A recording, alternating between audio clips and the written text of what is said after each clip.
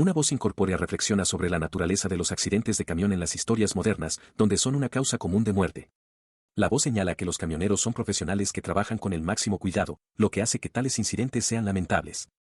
Se ofrece una sincera disculpa. La voz revela entonces que su propia muerte también fue el resultado de un accidente de camión. En una carretera oscura, un único zapato yace cerca de la parte trasera de un gran camión blanco, un testimonio silencioso del suceso. Reflexionando sobre una vida corta, a la voz le resulta difícil asignar culpas y no siente resentimiento. Recuerda una existencia tranquila e introvertida, llena de amor por el anime y los videojuegos. Sin embargo, esta vida no estuvo exenta de alegrías. La voz recuerda haber estado en el club de fútbol, disfrutar de los deportes y mantener una buena relación con su familia, encontrando todo ello razonablemente satisfactorio. A la deriva en un vacío centelleante, el ser considera su falta de fuertes apegos al mundo que dejó atrás. Esperaba luchar contra la muerte, pero en su lugar siente una profunda calma, como si alcanzara un estado de iluminación. Esa tranquilidad se hace añicos. Un dolor agudo le atraviesa la cabeza mientras aflora un único y poderoso arrepentimiento. Había un juego sin terminar. La conciencia regresa de golpe. Sus ojos se abren a una visión sorprendente, un plato enorme y ornamentado, repleto de carne. El entorno es opulento. Un único cubierto con cuchillo y tenedor sugiere algún tipo de celebración, pero parece imposible que este festín sea para una sola persona. Su atención se desvía hacia su propia mano, que le resulta inquietantemente desconocida. Mientras la mueve, un agudo crujido resuena cerca. ¿Es esta mi mano?, se pregunta con confusión. Al mirar más de cerca, ve la extraña hinchazón, la completa falta de una muñeca definida. Mientras esta impactante revelación se asienta, una joven con uniforme de sirvienta se acerca corriendo a su lado, con el rostro lleno de preocupación. Lord Carl, pregunta con urgencia, ¿qué ha pasado? Retrocedió, su mente luchando por comprender qué le estaba pasando a su cuerpo mientras el sudor y un extraño miasma brotaban de su piel. La voz de la sirvienta interrumpió su pánico, llamándolo, Karl-sama, y preguntándole si se encontraba mal, mientras le decía con urgencia que no tocara algo. Su mirada se dirigió hacia abajo, y su mano hinchada se extendió, presionando contra un frío suelo de piedra. La intrincada artesanía le resultó familiar, recordándole el vestíbulo de un hotel de lujo. Desde el suelo, sus ojos ascendieron hasta un marco ornamentado y dorado. Se dio cuenta con una sacudida de que era un espejo, y que estaba a punto de ver su propio reflejo. El rostro que le devolvía la mirada era el de un extraño, una masa de grasa flácida e hinchada. Yo, pensó con incredulidad. La sirvienta, con la voz teñida de preocupación, le preguntó si estaba herido. Apenas registró su pregunta. Mientras observaba su rostro familiar, un nombre emergió de las profundidades de su memoria. Tiana, murmuró. Al oír su nombre, el rostro de la chica se iluminó con una sonrisa de alivio. Expresó su gratitud porque no se hubiera golpeado la cabeza. El reconocimiento era ahora certero, conocía a esta chica. Los recuerdos lo inundaron. Ella era Tiana, una semielfa, una de las heroínas principales del juego con el que había estado completamente obsesionado. Y si ella estaba aquí, sirviéndole, entonces él tenía que ser el hijo mayor de la familia del duque Hamilton. La verdad completa y horrible se derrumbó sobre él. Era Carl Hamilton, el noble villano de la historia, destinado a ser asesinado por el protagonista. Este mundo era el de Magic Trap, un juego erótico hardcore. Recordó su peculiar disfrute del mismo, no jugar como el héroe, sino ver a las hermosas chicas caer en las trampas puestas por el repulsivo y gordo villano en el que ahora se había convertido. La voz de Tiana lo sacó de sus pensamientos. Le suplicó a Karl-sama, con un tono lleno de genuina preocupación, rogándole que dejara de comer tanto y advirtiéndole que pronto sería demasiado grande incluso para caminar. Esas palabras específicas lo golpearon como un rayo. Reconoció esa voz, esa línea de diálogo exacta. Era el momento, un punto de inflexión importante e inalterable en el juego. Su mente retrocedió a la crueldad del chico cuyo cuerpo ahora habitaba. El Carl original había arremetido contra su sirvienta, Tiana, acusándola de mirarlo con lástima igual que todas las demás mujeres. Con un gruñido, había jurado asegurarse de que ella nunca más pudiera mirarlo con esos ojos, dejándola totalmente conmocionada. Esta amargura tenía raíces profundas. Desde que era un niño pequeño, a Carl le había encantado comer, un simple placer que, sin saberlo, preparó el escenario para una futura tragedia. En su primera juventud, su gordura incluso se consideraba algo adorable. Pero a medida que crecía y se acercaba a la pubertad, esa percepción empezó a cambiar. Empezó a oír los susurros de otros en la casa. Calificaban su cuerpo de vergonzoso, cuestionando cómo una familia distinguida como los Hamilton podía permitir algo así. Las palabras le dolían y huía de su presencia. Sus insultos susurrados lo seguían, tildando su apariencia de fealdad y de desgracia para la casa. Confundido, le confiaba sus dudas a una de sus herramientas mágicas, un pequeño ratón blanco. No podía entender la discrepancia, preguntándose si había oído mal, ya que todo el mundo siempre le sonreía y era amable con él. Pero la herramienta mágica solo confirmó sus peores temores, transmitiéndole conversaciones que había recopilado de otros. Lo llamaban un cerdo con el que ninguna mujer, ni siquiera una plebeya, querría casarse. Cuestionaban la dignidad del hijo mayor del duque, declarando que no se le podía mostrar en público. Entonces se dio cuenta de que las sonrisas eran una fachada, mantenida únicamente por la autoridad de su padre, que permanecía presente pero distante. Con lágrimas en los ojos, el niño comprendió que, en el fondo, ese desprecio era como todos lo veían realmente. Esa noche, solo en su cama, un nuevo miedo echó raíces. Empezó a creer que cuando creciera, alguien como él nunca podría llegar a ser el cabeza de familia. Era, a su propio juicio, nada más que la vergüenza de la familia. Recordó las profundidades de la desesperación del Carl original, un niño solitario en el suelo rodeado de comida. El pensamiento que lo había consumido era amargo, que debería avergonzarse por el mero hecho de estar vivo. El recuerdo de una comida rica y asada servía como símbolo de esa tristeza glotona. Este recuerdo se fundió con otro, una confrontación con su sirvienta, Tiana. Recordó haberla acusado de mirarlo con lástima, jurando hacer que apartara la mirada para siempre. Internamente, había hervido con la convicción de que todas las mujeres eran mentirosas. Desde la perspectiva de Tiana, el recuerdo era sombrío. La crónica de los hechos fue cruda, fue entonces cuando perdió su inocencia con él. La nueva alma que habitaba el cuerpo de Carl procesó esto con una extraña revelación, el Carl original también había sido virgen. Toda la situación era desconcertante, estar en un mundo parecido a un juego cuando debería estar muerto. Reflexionó sobre el significado de esto. ¿Podría ser que el remordimiento persistente del alma original por morir virgen fuera la fuerza que lo anclaba a este mundo? Si de alguna manera pudiera resolver ese arrepentimiento, se preguntó si el alma original podría finalmente encontrar la paz. Mientras este pensamiento tomaba forma, su mano comenzó a moverse, extendiéndose y sobresaltando a Tiana, que estaba de pie ante él. En un gesto repentino e impactante, barrió el plato de comida de la mesa. Se estrelló contra el suelo, rompiéndose ruidosamente y dejando a Tiana con los ojos muy abiertos por la incredulidad. Antes de que pudiera procesar completamente el acto, él extendió la mano y tomó la suya con delicadeza. Ella lo miró, completamente confundida, y murmuró su nombre. Él le sostuvo la mirada con una nueva seriedad y pronunció una sola e inesperada palabra, dieta. Luego inclinó la cabeza, su agarre en la mano de ella se convirtió en una súplica silenciosa. ¿Me ayudas?, preguntó con voz seria. Él comenzó a correr abruptamente, tomando a Tiana completamente por sorpresa. Mirándolo con una mezcla de preocupación y exasperación, ella juntó las manos y lo llamó, diciéndole a Lord Carl que no podía simplemente empezar a correr de repente. La vida de un estudiante de preparatoria ordinario había sido corta. Aunque no le tenía ningún apego particular, había un arrepentimiento persistente en lo que respecta al sexo. Ahora, por alguna razón, se encontraba en el mundo de un juego para adultos que solía jugar. Contempló su reflejo con incredulidad. Si iba a reencarnar, debería haber sido como el protagonista, destinado a un harén de ensueño. En cambio, se había convertido en un noble villano, atrapado en un cuerpo hinchado donde incluso vivir una vida normal parecía una tarea ardua. Consideró brevemente la idea de aceptar su nuevo papel. Como villano, debería ser capaz de usar cualquier medio necesario para salirse con la suya con las hermosas mujeres de este mundo.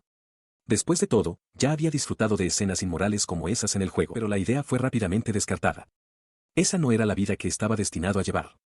Estaba seguro de que si cometiera tal crimen, su alma nunca encontraría la paz. Su nueva realidad era la mansión de Carl, un año y medio antes de los eventos principales del juego en la academia. Este era el verdadero punto de inflexión, el periodo en el que el Carl original estaba destinado a caer en la oscuridad. Tenía que haber un significado en su llegada en este momento específico. Un único y claro objetivo se formó en su mente. Necesitaba hacer dieta. Y para eso, necesitaría ayuda. Con esa decisión tomada, una sensación de calma lo invadió. Sabía, basándose en cómo se sentía en ese momento, que había tomado la decisión correcta. Su determinación era absoluta. No podía permitir que una chica pura, inocente y hermosa fuera cubierta de sopa de miso con cerdo. Su extraña declaración interna fue interrumpida cuando se encontró con la mirada de su sirvienta, Tiana, quien lo miraba completamente desconcertada. Su expresión se descompuso de repente y las lágrimas comenzaron a correr por su rostro. ¿Qué pasa?, preguntó Carl, sorprendido. Se preguntó si había dicho algo extraño. Entre sollozos, ella negó con la cabeza. No, es que estoy tan feliz. Tomando su mano, explicó sus lágrimas. Había sido elegida personalmente por el amo para cuidarlo, pero sentía que no estaba pagando esa gratitud, obligada a observar impotente como él comenzaba un camino hacia la ruina. Pensar, susurró, con la voz cargada de emoción, que usted confiaría en alguien como yo. Ella le sujetó las manos con firmeza, con los ojos iluminados por un nuevo propósito. Prometió esforzarse al máximo, con toda sinceridad, para que Lord Carl pudiera por fin vivir una vida humana y digna. Con su resolución solidificada, comenzó inmediatamente los preparativos. Su expresión se tornó seria mientras buscaba bajo su vestido, desatando una cuerda enrollada de un liguero en su muslo. Esta cuerda era una herramienta destinada a ayudarle a volver a ser como debía. Mientras la sostenía, una visión del caos pasado llenó el aire, un comedor en desorden, con mesas volcadas y comida esparcida por todas partes, un testimonio de su antigua gula. Para demostrar su uso, blandió la cuerda como una varita. Le explicó a Carl que se trataba de una magia común llamada movimiento, aunque señaló que solo ella poseía la habilidad de mover una variedad tan amplia de objetos con diferentes pesos y propiedades a la vez. Él la observó, mientras un recuerdo de su vida pasada afloraba. Recordó que en el juego, añadir a Tiana al grupo aumentaba las estadísticas de todos. Era solo magia doméstica básica, pero ahora comprendía que tales habilidades eran fundamentales para la vida humana. Con su ayuda, se sentía seguro del éxito. Con la confianza renovada, contempló la gran finca. Su objetivo era claro y sencillo, aspiraba a una vida lenta y pacífica. Esa paz momentánea se hizo añicos por un tremendo estruendo. Una puerta cercana fue abierta violentamente, provocando que Tiana gritara de la sorpresa. Él se giró, sobresaltado, preguntando qué acababa de decir. Tiana, con los ojos desorbitados por la alarma, repitió los nombres que había pronunciado en su conmoción, la familia del duque Borgia y Lady Erika. Su expresión se tornó seria. Explicó que no era el único que necesitaba hacer dieta, proponiendo que él y Lady Erika lo hicieran juntos. Tiana se quedó mirando, horrorizada por la implicación. Sabía que Lady Erika no había aparecido en público durante mucho tiempo por supuestos motivos de salud. Su mente se aceleró, preguntándose por qué Lord Carl se preocuparía de repente por Lady Erika. Le vino a la mente una imagen de la joven, pequeña y sentada a solas. Tiana conocía la triste verdad, no era que Lady Erika no quisiera salir, era que físicamente no podía. Mientras ella observa, el sonido de madera y metal esforzándose llena el aire.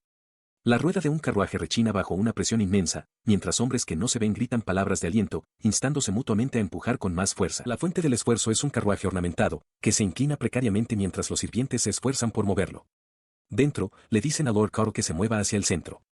Tiana y otra sirvienta observan desde la distancia, su compañera comenta lo raro que es que Lord Carl salga, preguntándose cuál es su destino. Al oír el destino, la otra sirvienta reacciona con sorpresa.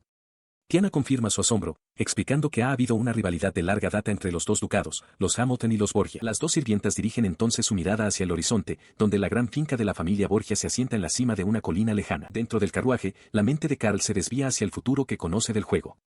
Recuerda que en aproximadamente 1 año y medio, sin conexiones actuales entre sus familias, él y Erika estaban destinados a unirse como un par de villanos. Reflexiona sobre la sombría realidad de que, por mucho que intente vivir una vida decente, si Erika continúa por su camino actual, su único futuro es el de una noble villana. Ese camino, se da cuenta, podría llevarla finalmente a ser asesinada por el protagonista de la historia.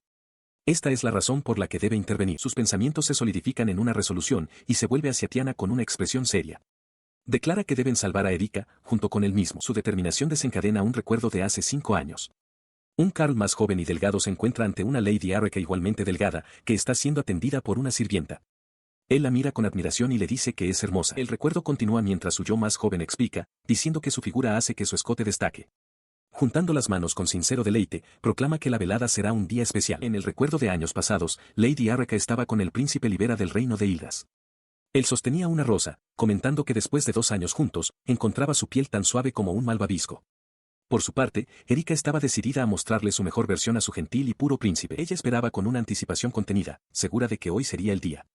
Cuando una sirvienta le informó que el príncipe todavía se estaba preparando, Erika simplemente le restó importancia, afirmando que conocía el camino a la habitación y que ya había esperado mucho tiempo. Pero en la habitación a la que se dirigía, el príncipe Libera estaba abrazando a otra mujer. Se inclinó para besarla, declarando que anunciaría su compromiso delante de todos. La mirada de la mujer se desvió fríamente hacia un lado. Su mirada se dirigió a la entrada, donde Erika acababa de aparecer. La mujer, Rebecca, identificó a Erika como la chica ilusa que el príncipe había mencionado. Cuando Libera tartamudeó, Rebecca lo interrumpió, afirmando que era una buena oportunidad y desestimando su pasado con Erika como si él simplemente no hubiera conocido a otras mujeres. Continuó, con un tono agudo y cruel, explicando que los chicos prefieren instintivamente a una mujer con una cintura delgada, a diferencia de una chica gorda que nunca ha usado un corsé. Las crueles palabras golpearon a Erika con la fuerza de un golpe físico. En ese único y horrible momento, llegó a una conclusión devastadora: ser gorda era un pecado. Cada cumplido que había recibido sobre su piel no era más que un cumplido educado para alguien sin otras cualidades redentoras. Y después de ese momento devastador, la única vía de escape que pudo encontrar para su estrés fue la comida. En su desesperación, solo podía acumular grasa sobre grasa. El recuerdo se desvanece, volviendo al presente en el exterior de la gran finca de los Borgia. El mayordomo de la familia, un hombre llamado Scallon, llama con urgencia a Lord Johan. Un puño impacta con un chasquido seco, mientras el duque Hamilton golpea a un joven en la cara con furia desenfrenada. Apenas unos momentos antes, el mayordomo de la familia Borgia, Scallon, le suplicaba con urgencia a su señor, Johanne, el hijo mayor de la familia. Scallon insistía en que no había tiempo para bromas y que debía acudir de inmediato, pero Johanne se limitó a reír, comentando que el mayordomo ciertamente se había adaptado a las dramáticas costumbres de la familia Borgia. Su diversión se agrió hasta convertirse en sospecha mientras lo guiaban. Se preguntó en voz alta qué asuntos podría tener allí el hijo mayor de la familia Hamilton. La pregunta le trajo el recuerdo de haber observado a Carl Hamilton. Recordó haber visto a la sirvienta del chico, Tiana, animándolo a esforzarse un poco más, lo que llevó a Johanne a reflexionar sobre la idea de que Carl estuviera a dieta. Volviendo a la confrontación actual con el duque Hamilton, expresó sus pensamientos con desdén. Le dijo al duque que hacer dieta es algo que uno hace solo, cuestionando cómo Carl pudo haber sido consciente del concepto y, sin embargo, no haberse dado cuenta de que su propio cuerpo estaba cambiando. Scallon, sintiendo la creciente tensión, gritó el nombre de su señor en un intento desesperado por intervenir, pero ya era demasiado tarde. El duque Hamilton se abalanzó, agarrando a Johanne por el cuello de la camisa. gruñó que esto sí era de su incumbencia, declarando que se había convertido en un asunto de vida o muerte para Lady Arraca. Los nudillos del duque estaban blancos, su agarre inflexible mientras mantenía al joven señor en su sitio, con sus palabras flotando pesadamente en el aire. Al pronunciarse la amenaza, surgió una visión del pasado, una Lady Erika dolorosamente delgada, de pie y desolada junto a una ventana alta, mientras que muy abajo, el príncipe Libera y una multitud de otros la miraban, llamándola. La mente de Karl corría, analizando la lógica del mundo. Consideró que si la belleza es atractivo sexual, y eso está instintivamente ligado a una alta capacidad reproductiva, a menudo representada por una forma corporal robusta, entonces la obesidad extrema no debería ser excluida de los estándares de apariencia. Sin embargo, él sabía la verdad, se supone que los villanos son feos, y en este mundo, ser gordo equivalía a ser feo. Sus pensamientos continuaron, reconociendo que incluso las figuras de talla grande podían ser hermosas. Pero se dio cuenta de que para evitar el destino de un villano en un mundo dominado por la supremacía visual, no tenía más opción que cambiar su estado actual. Esta aterradora revelación se manifestó físicamente en el vestíbulo de la familia Borgia. Karl temblaba, con el sudor corriéndole por la cara, mientras una bandera de gordura mental se alzaba. Moriría de síndrome metabólico mucho antes de que el protagonista pudiera matarlo. Tiana, su sirvienta, le sujetó el brazo con preocupación, preguntándole si estaba bien, mientras Johanne Borgia observaba con frialdad, concluyendo que una dieta era inevitable. Johanne dirigió su atención a Scaron, el mayordomo personal de Erika, y preguntó si el estado de Karl estaba relacionado con la vida de Erika. Scaron confirmó que era cierto. Explicó que Lady Arraca se había vuelto solitaria tras experiencias dolorosas, y que años de inactividad y mala alimentación le habían hecho perder casi toda su musculatura. Para la familia Borgia, que valoraba la fuerza por encima de todo, esta condición era tan grave como la muerte. Continuó, afirmando que Erika no había empuñado una espada en años, y mucho menos levantado algo más pesado que un plato. Ahora, todo lo que parecía hacer era destruir cada inodoro de la casa. Al oír esto, Karl intervino, preguntándole a Johanne cómo podrían sacar a Erika de su habitación antes de que pudiera empezar una dieta. Johanne comprendió de inmediato que Karl deseaba pedir prestado el poder de la familia Borgia. Le preguntó si cooperaría con él en la dieta, y Karl aceptó, con la condición de que Johanne tuviera un plan. Su expresión se endureció con determinación. Primero, afirmó, había cosas que necesitaban preparar. Siguiendo las instrucciones de Karl, Scaron regresó con los materiales solicitados. Karl se dirigió a Tiana, agradeciéndole su ayuda. Ella respondió con un firme sí, lista para ayudar. Una mano, envuelta en tela, agarró con fuerza una gruesa cuerda mientras papeles esparcidos flotaban en el fondo. Los preparativos culminaron en una escena sorprendente. Lady Erika estaba en el centro de una habitación, enredada en una telaraña de cuerdas, rodeada de lo que parecían fragmentos de espejos rotos. Levantó la vista, con una expresión indescifrable. Mientras Lady Arraca permanecía en su habitación, en otra parte de los terrenos de la finca, Johanne Borgia y su mayordomo Scaron observaban el evento.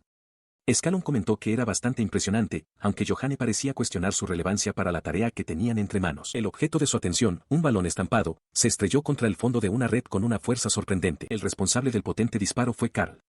Sosteniendo otro balón, evaluó su propio trabajo, señalando que todavía necesitaba mejorar, pero que por el momento sería suficiente. Mientras él estaba en el campo, Tiana se acercó, declarando que su actuación había sido excelente y anunciando que había preparado lo siguiente.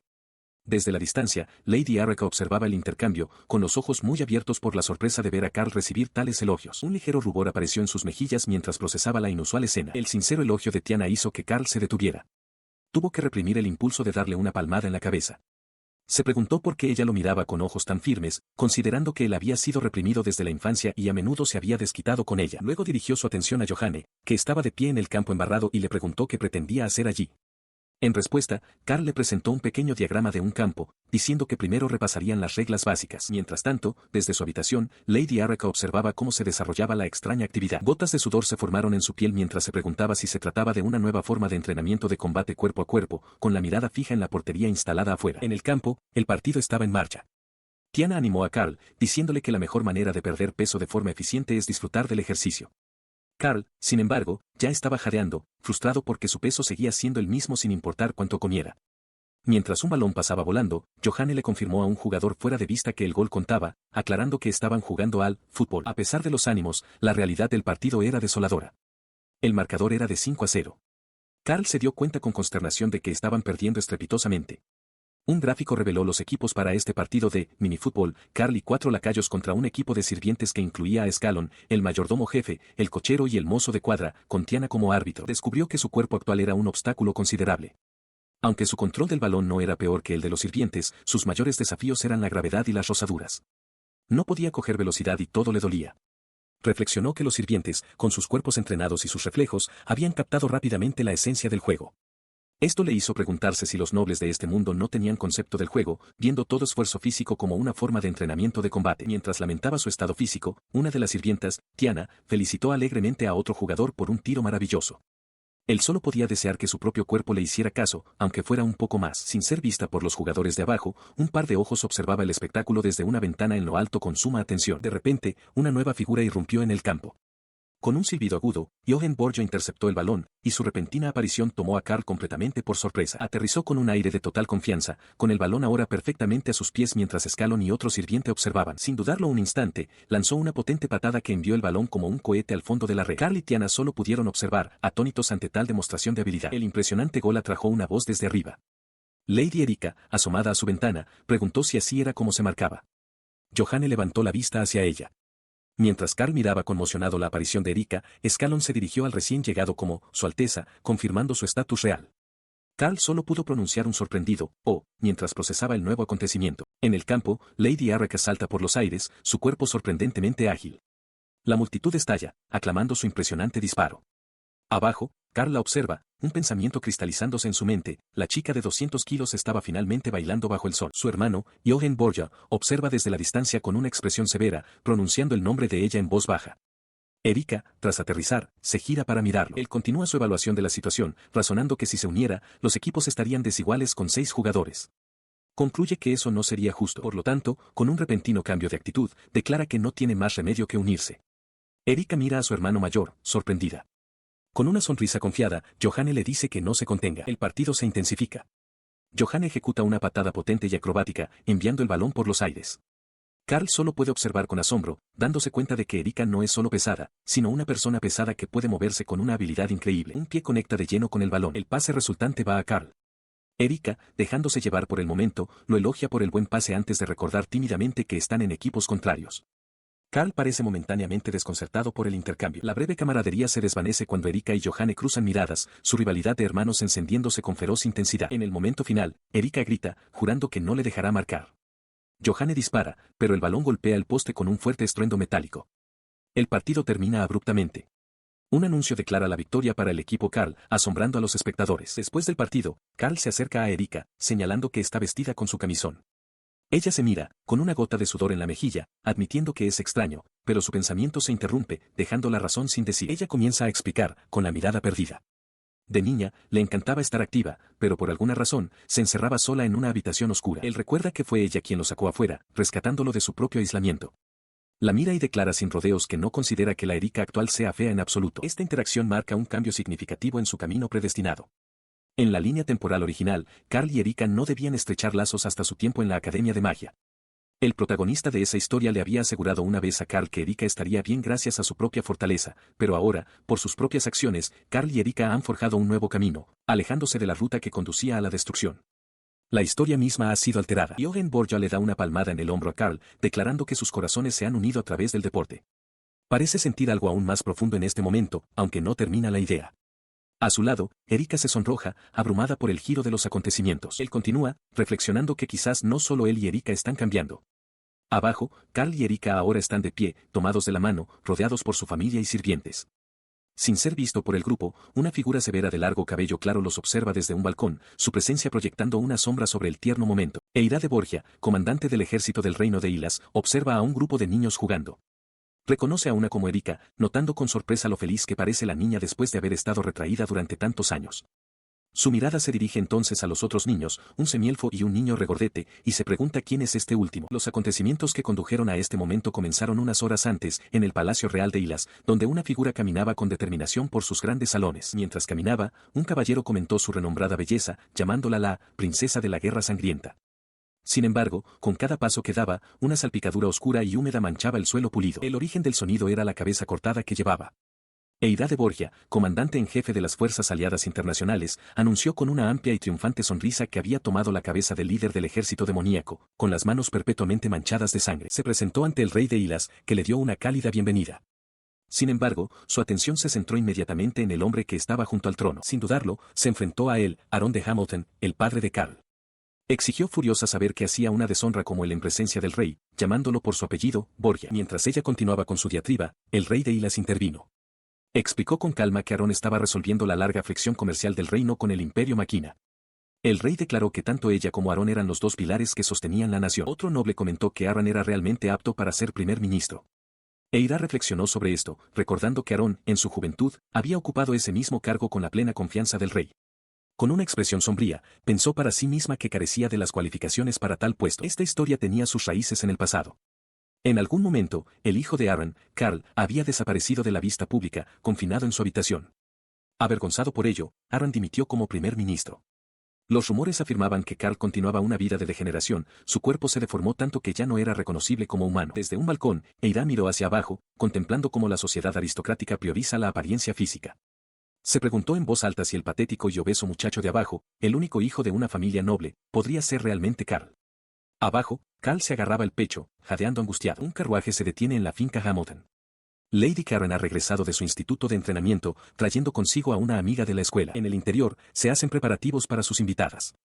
Un mayordomo confirma con el personal que los dulces están listos para la celebración, ya que Lady Karen ha despertado un atributo. Identifica a sus acompañantes, una duquesa de la potencia económica, el Imperio Maquina, y la hija de un conde del reino de Miklos. Las jóvenes damas se acomodan para tomar el té. La duquesa, Cassandra del Imperio Maquina, comenta que la finca no es muy grande, mientras que la hija del conde, Elsia del reino de Miklos, está de acuerdo. Cassandra critica entonces las tazas de té por ser anticuadas, pero Karin explica que son reliquias familiares transmitidas de generación en generación, añadiendo que la casa mercantil de su familia colecciona los mejores productos de todo el mundo. Elsia ofrece una visión más diplomática, afirmando que tanto las cosas antiguas bien cuidadas como las nuevas poseen su propia belleza única. Cassandra concede el punto, pero añade una puya competitiva, recordándole a Karin que ella despertó su propio atributo primero. Karin permanece imperturbable, declarando con calma que ella está constantemente en la cima de su clase en el Instituto de Entrenamiento Orbis. Cambiando de tema, Cassandra presume de su mayor orgullo, su apuesto y brillante hermano mayor, que dirige la compañía comercial Orlean. Muestra con orgullo un collar, explicando que su hermano adquirió su preciosa piedra mágica para ella. La intensa declaración sobresalta a Elsia. Sus ojos se abren de par en par por la sorpresa mientras exclama el nombre de Cassandra. La compostura de Cassandra se hace añicos por completo. Estalla en un ataque de risa fuerte e inquietante, con el rostro contraído en un júbilo obsesivo mientras corea el título de su hermano una y otra vez. Karin y Elsia observan, desconcertadas por el repentino y maníaco despliegue. Cuando el arrebato cesa, Karin comenta con calma que el hermano de Cassandra suena maravilloso. Luego añade, para sorpresa de Elsia, que ella también tiene un hermano mayor, aunque es un poco extraño. Con una mirada suave y distante, Karin recuerda que su hermano era una persona muy amable. Sus pensamientos se desvían hacia un recuerdo de su infancia. Recuerda a su hermano mayor, Carl, leyéndole. Después de que su madre falleció, él siempre estuvo a su lado, ocupando el lugar de su padre, a menudo ausente, y colmándola de afecto. Pero esa no era toda la verdad. En la oscuridad de la noche, se podía encontrar a un joven Carl en la cocina, con el rostro contraído en una expresión grotesca mientras se atiborraba de comida con avidez. Una sirvienta, oculta en las sombras, observaba la escena secreta con una mano sobre los labios. El personal de la casa Hamilton se reunió, con los rostros grabados por la preocupación. El mayordomo lamentaba su destino, seguro de que la casa estaba acabada y que todos serían arrojados a la calle. Cassandra, sin embargo, se negó a desesperar, recordándole que Lady Karen todavía estaba con ellos. Él se asintió rápidamente, añadiendo que si Karin heredaba, la casa podría salvarse. Pero para la sirvienta Tiana, esta conversación desató una frenética revelación.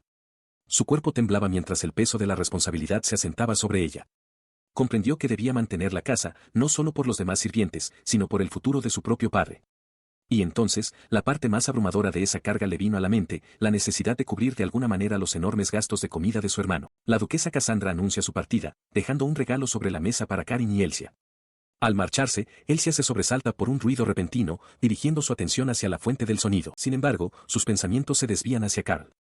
Recuerda haberlo visto en los campos de entrenamiento antes de entrar a servir en la residencia. Incluso en aquel entonces, recuerda, él era bastante corpulento. Su tranquila reflexión se ve interrumpida por la apasionada declaración de Karin de que tener sobrepeso no es un pecado. Explica que Carl era originalmente robusto, pero se volvió sombrío y gordo por defecto. Lo único que ella desea es que él vuelva a ser el de antes. Elsia está de acuerdo, lo que impulsa a Karin a despotricar contra él, Lukisen, de su sociedad noble, insistiendo en que esa percepción errónea es lo que realmente necesita cambiar. Tras su apasionado discurso, su atención se dirige al regalo que Cassandra había dejado. Es una sola hoja de papel, descrita como algo valioso. Mientras tanto, en la finca de la familia Borgia, se están llevando a cabo otros preparativos. Una portería de fútbol se alza en un campo. Una sirvienta presenta un balón recién hecho, mientras dos sirvientes expresan su aprobación por los nuevos uniformes, más cómodos para moverse. Con el equipo listo, los sirvientes se reúnen. Las criadas de la casa Hamilton también han llegado, aumentando su número lo suficiente para un partido de 11 contra 11. Justo cuando están organizados, un grito autoritario resuena por los terrenos, dirigido al grupo reunido. El grito provoca una respuesta inmediata. Iogen Borgia da un paso al frente, exigiendo airadamente saber quién dio permiso a los Hamilton para estar en sus tierras. En ese momento, llega Ida de Borgia, con los ojos muy abiertos por la sorpresa al ver a otra mujer presente.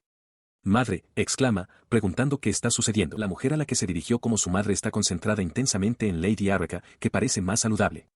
Su piel parece haber mejorado y su rostro se ve un poco más terso. De pie junto a Erika, Carl explica que están a dieta juntos. La revelación deja atónita a Ida.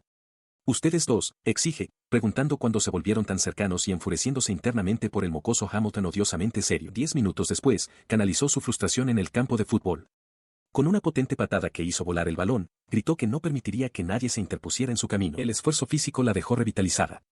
Una amplia y triunfante sonrisa se dibujó en su rostro mientras reía, comentando lo renovada que se sentía. Se giró hacia Carl, todavía riendo, y lo elogió como un genio por haber ideado un juego tan entretenido.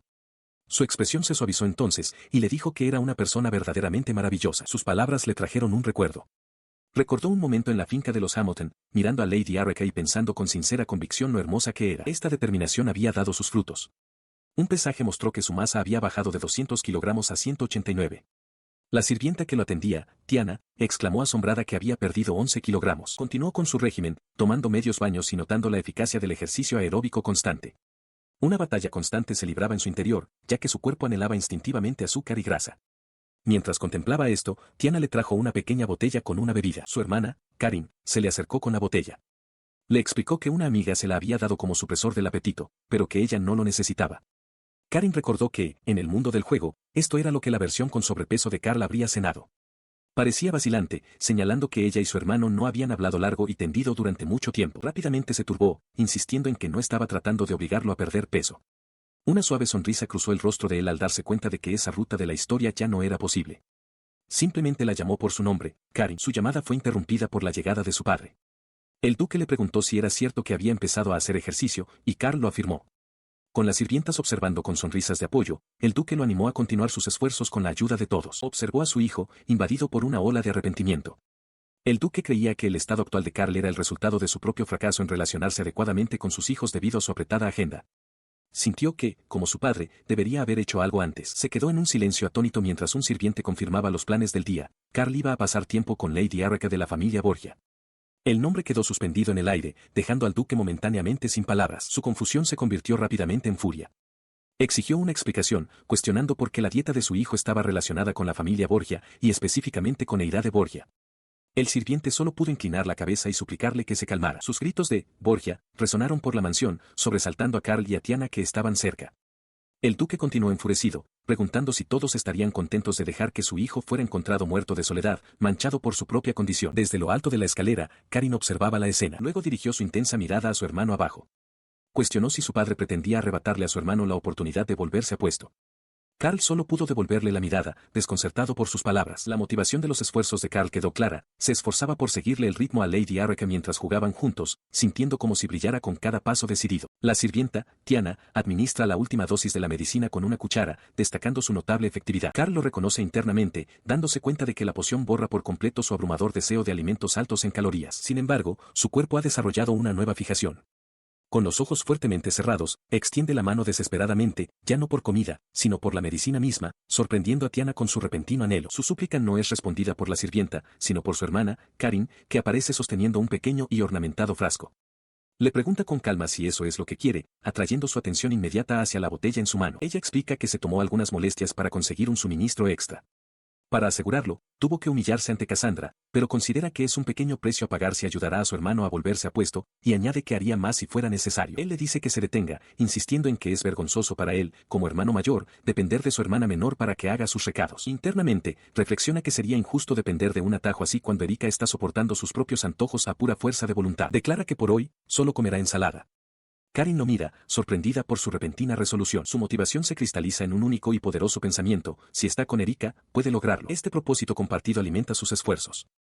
En la finca de la familia Borgia, Carl y Erika comienzan su entrenamiento juntos, y su determinación combinada se manifiesta como una energía palpable entre ellos. Pasan 11 meses en las instalaciones de entrenamiento de los Borgia. La pareja practica bádminton, tenis y baloncesto, e incluso el mayordomo Scallon idea juegos únicos para Carl. La otrora temida finca se transforma en un animado lugar de encuentro social, un espacio de esfuerzo compartido y camaradería. Desde la distancia, Johanne Borgia observa la escena con Scallon y otro asociado. Comenta que Lady Arreka ha cambiado, reflexionando que con su espíritu actual, quizás sea capaz de capturar el corazón del tercer príncipe una vez más. Él se burla, exigiendo saber de qué está hablando Scallon. El mayordomo responde con calma que es tal como dice, Lady Arreka los dejará completamente asombrados. Los hombres a su lado intercambian miradas perplejas. La gran fachada de la finca Borgia se erige como testigo silencioso de los acontecimientos que se desarrollan en su interior. Dentro, Carl se baja de una báscula, cuyas pesas se asientan en 70 kilogramos. Tiana lo mira fijamente, con los ojos muy abiertos de incredulidad mientras susurra su nombre. Él observa su propia espalda tonificada, dándose cuenta de que su cuerpo realmente ha cambiado. Él se da la vuelta y atrae a la llorosa Tiana en un abrazo, confirmando su pensamiento tácito. Finalmente ha tenido éxito en su dieta. En otra parte de la mansión, Erika mira por una ventana, perdida en sus pensamientos. Murmura repetidamente el nombre de su hermano, reflexionando sobre lo apuesto que se ha vuelto. Pasan varios meses. Desde un balcón, Tiana observa a Carl continuar su riguroso entrenamiento. Él reflexiona que, gracias a la ayuda de Tiana, no volverá a su senda de villano. Llega la noticia, la familia Hamilton está en camino. En preparación para su llegada, Erika se pone un vestido elegante, su expresión se endurece con resolución. Lady Erika de la familia Borgia hace su entrada, su presencia capta la atención de dos sirvientas que susurran asombradas por su deslumbrante apariencia. Desde un balcón superior, Johann Borgia observa su llegada con una expresión preocupada, preguntándose en voz alta por qué ha venido. Un breve y silencioso momento pasa entre ellos, sus perfiles cercanos mientras la mano de ella descansa suavemente sobre el brazo de él. De repente, él se lanza frente a ella, levantando el brazo a la defensiva para protegerla de un peligro invisible. La escena cambia, y ahora Erika lo tiene presionado contra una pared. Su voz es cortante mientras exige saber por qué no acude a ella, preguntando si ya ha terminado con ella ahora que su dieta ha concluido. Él desvía la mirada, con la mente acelerada. Se da cuenta de que había estado evitando deliberadamente a Erika, todo para eludir la bandera de la ruina asociada con ella y Carl. Pero con ella parada justo frente a él ahora, tan cerca, su resolución cuidadosamente construida comienza a desmoronarse. Sus pensamientos divagan. Aunque la Erika actual es innegablemente hermosa, siente que algo los conectaba desde mucho antes, incluso cuando Carl estaba en escena. Mientras ella lo sujeta por el cuello, una revelación lo ilumina.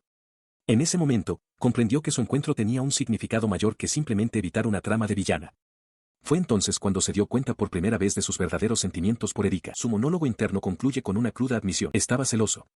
En realidad, había querido verla todo este tiempo. En lo que parece ser una escena de una historia familiar, un hombre de pelo claro le habla con suavidad a una mujer de pelo oscuro. Le informa de que van a tener un bebé y que ahora deben discutir qué hacer. La mujer, Rebecca, le devuelve la mirada, con los ojos muy abiertos por la sorpresa. La revelación estremece a Carl, que observa desde un punto oculto. Suelta un grito ahogado de total incredulidad, con una gota de sudor en la sien, mientras sus sirvientas, Tiana y otra, se asoman por detrás de él con expresiones similares de asombro. La escena cambia bruscamente a la grandiosa e imponente fachada del Palacio Real de Hilas, con el aire cargado de un suspiro de frustración. Dentro de los muros del palacio, Eira de Borgia se enfrenta al rey de Hilas, exigiendo saber por qué debe acompañar a Scallon. El rey explica que, aunque el señor de los demonios ha sido derrotado, la guerra no ha terminado realmente, y ella es necesaria para las negociaciones con las tribus demoníacas restantes. Scallon interviene con frialdad, afirmando que su papel ha terminado y que no actuará junto a la familia Borgia, añadiendo que los remanentes demoníacos probablemente estén escondidos. Con un paso decidido, alguien se prepara para marcharse. Eira agarra el brazo de Scallon, con expresión intensa. Le advierte de que sin su protección, un burócrata débil como él sería devorado sin duda por los demonios. Scallon, sin embargo, parece no inmutarse en absoluto por su amenaza. Su agarre se intensifica mientras ella insiste, pero él simplemente se mofa.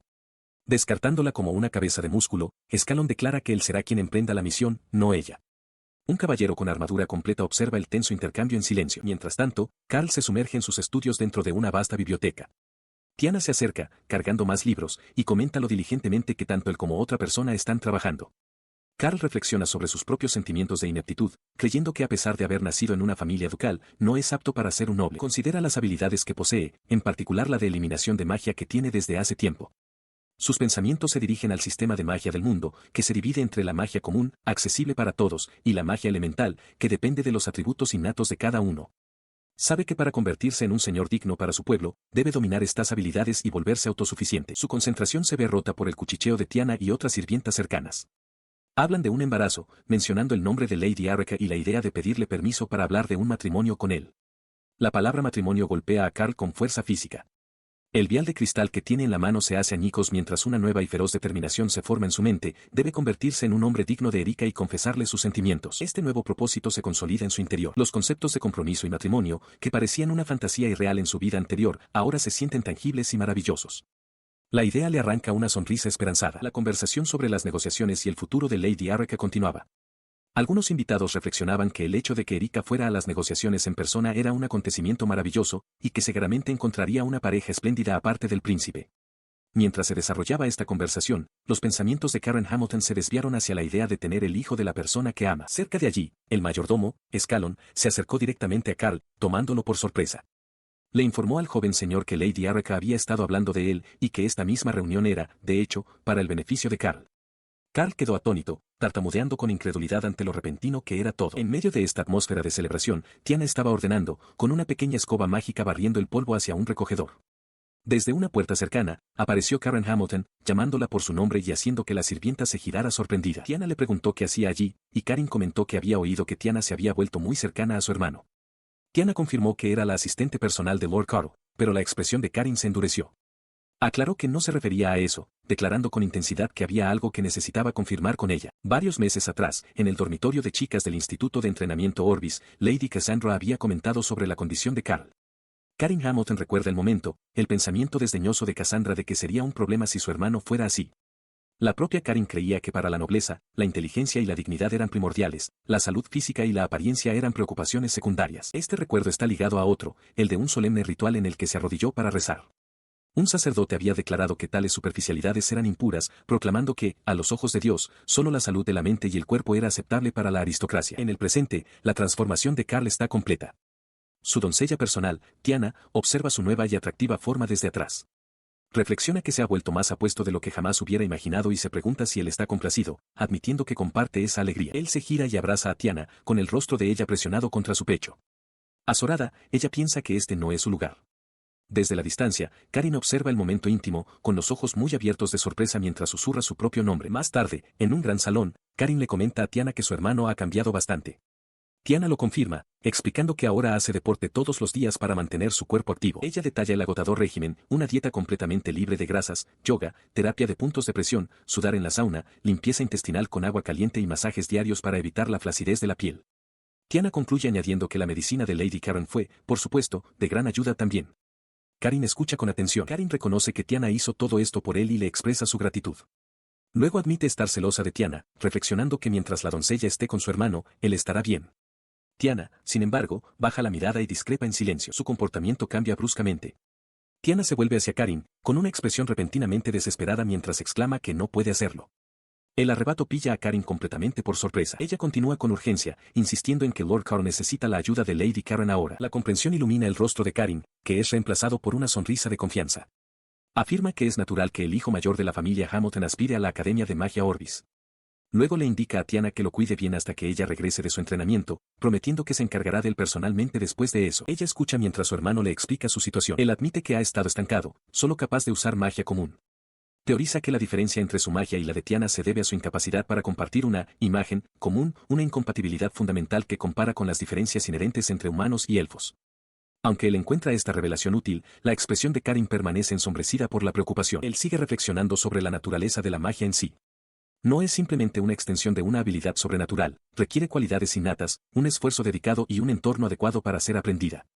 Recuerda que incluso en su mundo anterior, la magia y la hechicería eran objeto de creencias, lo que le lleva a preguntarse si el sistema de magia de este mundo se desarrolló a partir de una base similar, quizás a través de alguna forma de enseñanza divina. En este mundo, la magia común es la más fundamental de todas, un poder que incluso la gente común puede manejar. Ella profundiza en su deber, explicando que se espera que los nobles de alto rango dominen la magia basada en atributos no por orgullo, sino para proteger sus tierras y a su gente, el principio de nobleza oblige. Su expresión se suaviza mientras le dice lo maravilloso que es tener finalmente una conversación pacífica como esta, recordándole su infancia. Aflora un recuerdo de una Karen más joven con su hermano pequeño y regordete. Su comportamiento gentil se hace añicos en un instante. Grita que está completamente equivocado. Usar magia sin una imagen fija, explica con una energía frenética, causa un consumo masivo de maná y vuelve el poder inestable, tan irracional y peligroso como la magia de un monstruo. Sus ojos se abren de par en par con una repentina y escalofriante revelación. Recuerda el juego, el protagonista, Kimodebu Carl, había entrado en la Academia de Magia Orbis sin examen y controlaba a las heroínas usando magia de atributo espiritual, todo sin una imagen fija. Ahora comprendía que tal poder no era un don, sino la habilidad de un monstruo, una torre de mando que controlaba la fuerza a través de una imagen fija. La idea de que la versión de sí mismo del juego asistiera a la academia blandiendo un poder tan peligroso lo llena de inquietud. Este era el camino requerido para Carl Hamilton, asistir a la elitista Academia de Magia Orbis, obtener excelentes calificaciones como prueba de su nobleza y, en última instancia, confesar sus sentimientos a Erika y convertirse en un hombre digno de ella.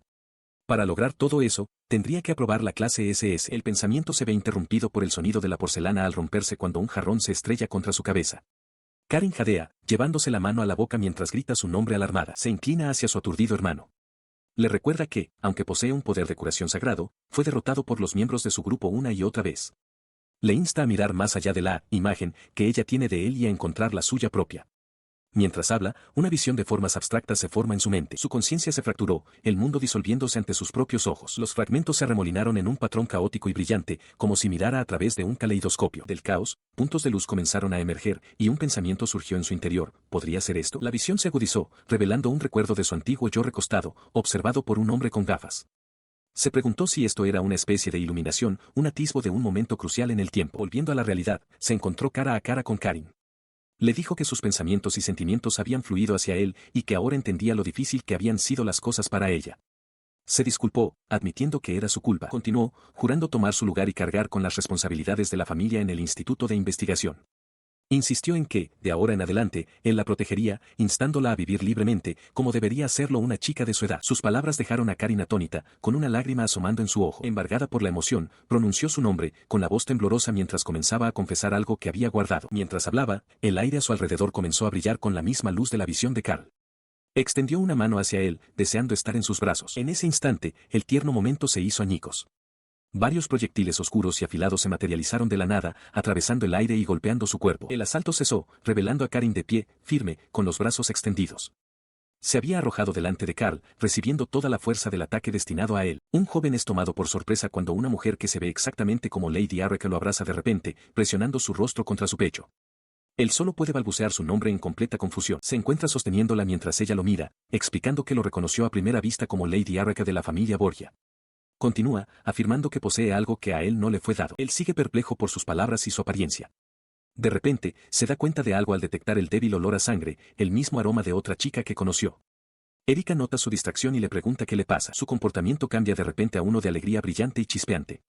Ella le sonríe, declarando su deseo de ir con él a la Academia de Magia Orbis y unirse a la clase SS. Él queda atónito y en silencio por su inesperada propuesta. Apartando la mirada con timidez por un momento, ella se vuelve hacia él y confiesa sin rodeos, es porque me gustas. La escena cambia abruptamente a un paisaje rocoso y desolado. Una voz incorpórea resuena con incredulidad, cuestionando el nombre, Carl. El recuerdo o la visión se agudiza, revelando a Ida de Borgia, la madre de Erika. Su rostro es una máscara de furia mientras grita que ama al hijo de la familia Hamilton. Debajo de ella, una mujer con armadura que se parece mucho a Erika se dirige a ella como madre. La mujer de la armadura responde con calma, diciéndole a Ida que ha cambiado. Su mente se desvía a un recuerdo de sí misma como una niña, sentada sola en su habitación, una chica que solo podía llorar después de ser traicionada por un hombre. Ella continúa, su expresión se endurece con determinación mientras le revela la verdad a Ida. Fue Carl, explica, quien la sacó de ese lugar de tristeza. Las palabras golpean a Ida con la fuerza de un golpe físico. Un destello de comprensión cruza su rostro. Ya veo, murmura, si ese es el caso.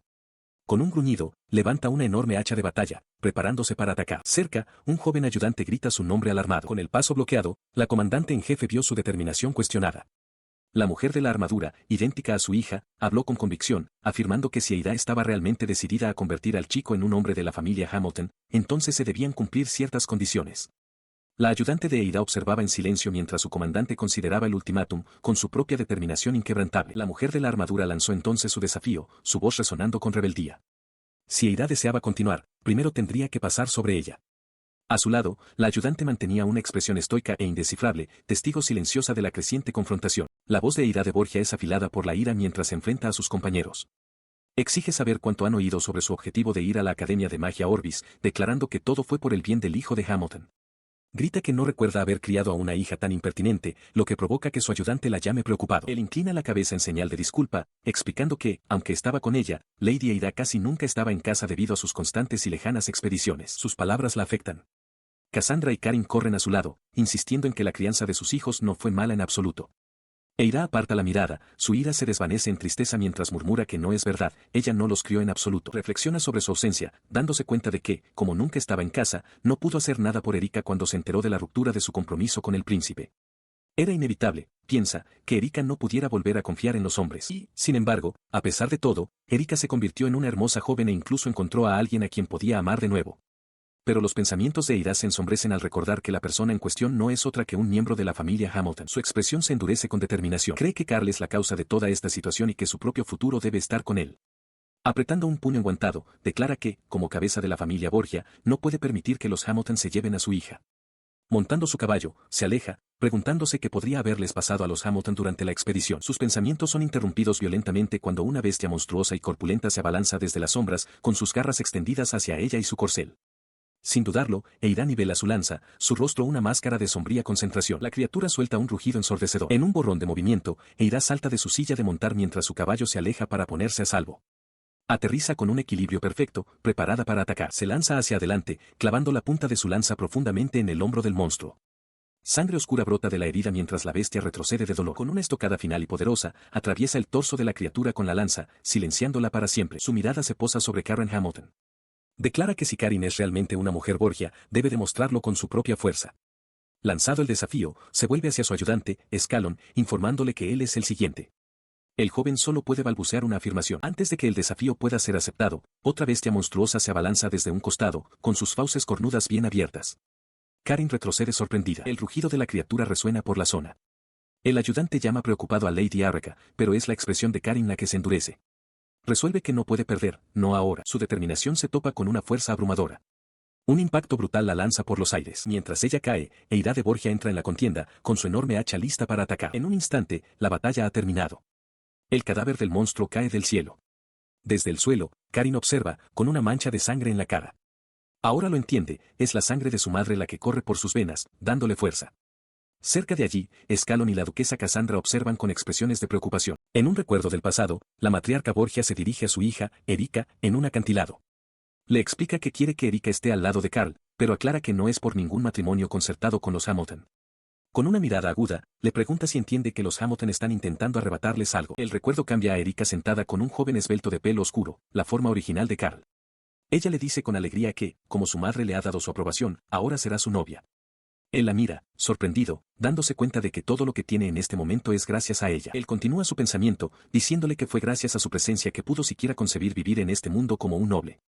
La mira con seriedad, declarando que sus destinos están ahora entrelazados. Tras su sentida declaración, él se inclina y ambos comparten un tierno beso. Su momento íntimo se ve bruscamente interrumpido por un brillante y cegador destello de luz que desciende desde arriba, sobresaltándolos a ambos. En otro lugar, otros presencian la misma extraña luz. Erika y una joven elfa se asoman a una ventana alarmadas, mientras dos hombres de uniforme miran por otra, cuestionando el origen del fenómeno. La escena cambia al presente, donde se materializa un trozo de papel que muestra un informe de estado, edad 14, atributo, espíritu, habilidades, concentración, comprensión, camuflaje. Carl, ahora en su cuerpo actual y más corpulento, examina el papel. Se ríe para sus adentros, dándose cuenta de que despertó sus poderes por su amor por Erika. Observa que su atributo es espíritu y que sus habilidades son bastante diferentes a las de la historia original. Reflexiona que, dado que la versión del juego de él también tenía el atributo, espíritu, podría hacer más, quizás incluso usar hipnosis o afrodisíacos. Analiza sus nuevas habilidades en detalle. Concentración, le otorga memoria fotográfica. Comprensión, le permite absorber el contenido de un libro en meros segundos. Camuflaje, le permite dar autosugestiones a objetos inanimados. Reconoce que son habilidades increíbles, casi como un truco, pero admite que su mal uso está estrictamente prohibido, aunque señala que no es necesario un efecto de área amplia. El recuerdo comenzaba con felicitaciones. La noticia de su exitosa admisión en la academia se había extendido rápidamente, convirtiéndose en la comidilla de la nobleza. Era un asunto de tal calibre que llegó a oídos del propio rey de Ilas. Con este éxito, su padre, Aaron de Hamilton, fue restituido como primer ministro, inclinándose ante su señor. Al regresar de una larga expedición, fue la primera vez que Aaron vio el físico ahora esbelto de su hijo. Inmediatamente buscó respuestas, interrogando a su personal. Exigió saber si era cierto que su hijo había pasado todo el tiempo con la chica Borgia. Una sirvienta lo confirmó, explicando que fue gracias a Lady Arreka que Carl había despertado su atributo, pero la explicación no sirvió de mucho para aplacar la creciente ira de Aaron. Su mirada se desvió hacia una ventana, donde vio a la misma pareja caminando junta por los jardines, mientras una expresión sombría se apoderaba de su rostro. Los observó tomarse de la mano, su mente se endureció con convicción. Teniendo en cuenta el futuro de sus dos casas, sabía que sus padres nunca podrían aprobar tal relación, pero no era el único que observaba. En otro lugar, la hermana de Carl, Karin, miraba con una expresión de profunda tristeza. Desde su propia ventana, los vio desaparecer en la distancia. En los días previos al comienzo de la academia, la oscuridad en su corazón no hizo más que profundizarse. En la prestigiosa Academia de Magia Orbis, comienza un nuevo curso. Para los mimados hijos de la nobleza, el éxito aquí es el primer paso hacia el éxito en un mundo regido por la habilidad mágica. Un joven de pelo oscuro se para ante las puertas, reflexionando que, para él, esta es la primera vez que está lejos de su familia, la primera vez que debe valerse por sí mismo. Lo despiden dos sirvientas de la casa Hamilton, Tiana y otra llamada Ruby. Mientras le desean lo mejor, él contempla el significado de la independencia, observando que para ellas, esto es simplemente un internado para sirvientes. Mientras camina por los terrenos con su hermana, Karin, se les acercan la duquesa Cassandra y la condesa Elsia. Cassandra expresa inmediatamente su desdén, preguntando por qué Karin se asociaría con su asqueroso hermano y preguntándose en voz alta si a Karin se le permitirá siquiera entrar en los dormitorios este año. El joven permanece en silencio mientras él se observa, sorprendida por la hostilidad. Él se sorprende por la franqueza de su insulto. Con los brazos cruzados, Cassandra declara que es imposible que Karin sea tan devota de su hermano. Su diatriba continúa, acusando a Karin no solo de estar con él, sino de elogiarlo, un acto que considera una inversión del orden natural. Elsia se sorprende por la acusación. Karin, sin embargo, sonríe alegremente, explicando que solo fue admitida en la academia gracias al patrocinio de su hermano. El joven simplemente piensa para sí mismo qué buena hermana es. Más tarde, dentro del edificio de entrenamiento, el cuerpo estudiantil se reúne en un gran salón para escuchar el discurso de apertura del director. Después de la ceremonia, oye a dos estudiantes susurrando cerca. Lo reconocen como un Hamilton, recordando su aparición en la investidura del duque Aaron. Se burlan del recuerdo, llamándolo la figura espeluznante y ridícula de aquella fiesta. Su cotilleo continúa mientras la estudiante expresa sorpresa por lo guapo que se ha vuelto. La atención del estudiante cambia, preguntándose por la hermosa chica pelirroja que ahora está junto al heredero de los Hamilton, señalando que no estaba en la reunión social anterior. La mirada del joven también se posa en su nueva compañera. Desde la distancia, Johanne Borgia los observa. Nota un ligero parecido entre la mujer pelirroja y Eida, preguntándose si podría ser una Borgia. Rápidamente descarta la idea, sabiendo que las familias Hamilton y Borgia no tienen una relación amistosa. El joven Hamilton sigue su camino, muy consciente de los elogios que le dirige el príncipe del reino de Plica, elogios que siente tan inmerecidos que le dan ganas de taparse los oídos. Su atención se desvía entonces hacia una extraña visión, un chico cuyo trasero sobresale de su silla. Se volvió hacia su compañera pelirroja, declarando que sin importar los insultos que le lanzaran a Kimodebu Karl, ya no les afectarían. Ahora estaban juntos. A lo lejos, los ojos de Karl se abrieron ligeramente al escuchar la afirmación. Su mirada permaneció fija en la pareja mientras se alejaban. Reflexionó internamente que se movían en perfecta sincronía, como un protagonista y un personaje secundario de una historia. Un destello de reconocimiento cruzó su mente, estaba seguro de que conocía a ese hombre. Esta revelación se solidificó en una firme resolución mientras observaba los extensos terrenos de la academia. Decidió en ese mismo instante que aquel hombre era alguien a quien debía evitar a toda costa durante su estancia allí. Dentro de un aula, una mujer con gafas y una presencia imponente se dirigió a los estudiantes. Les dio la bienvenida a la clase SS, presentándose como su profesora titular, Norun.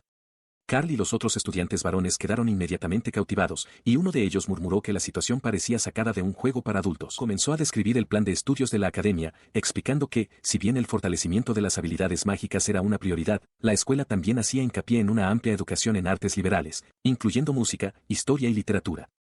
Mencionó un departamento de investigación dedicado al desarrollo de nueva magia y subrayó un principio fundamental, dentro de los muros de la academia, todas las distinciones de nacionalidad y estatus social eran irrelevantes. Su explicación continuó, detallando el sistema de equipos de la academia. Los estudiantes formarían grupos dentro de su clase para completar tareas, y los miembros del equipo serían asignados al azar.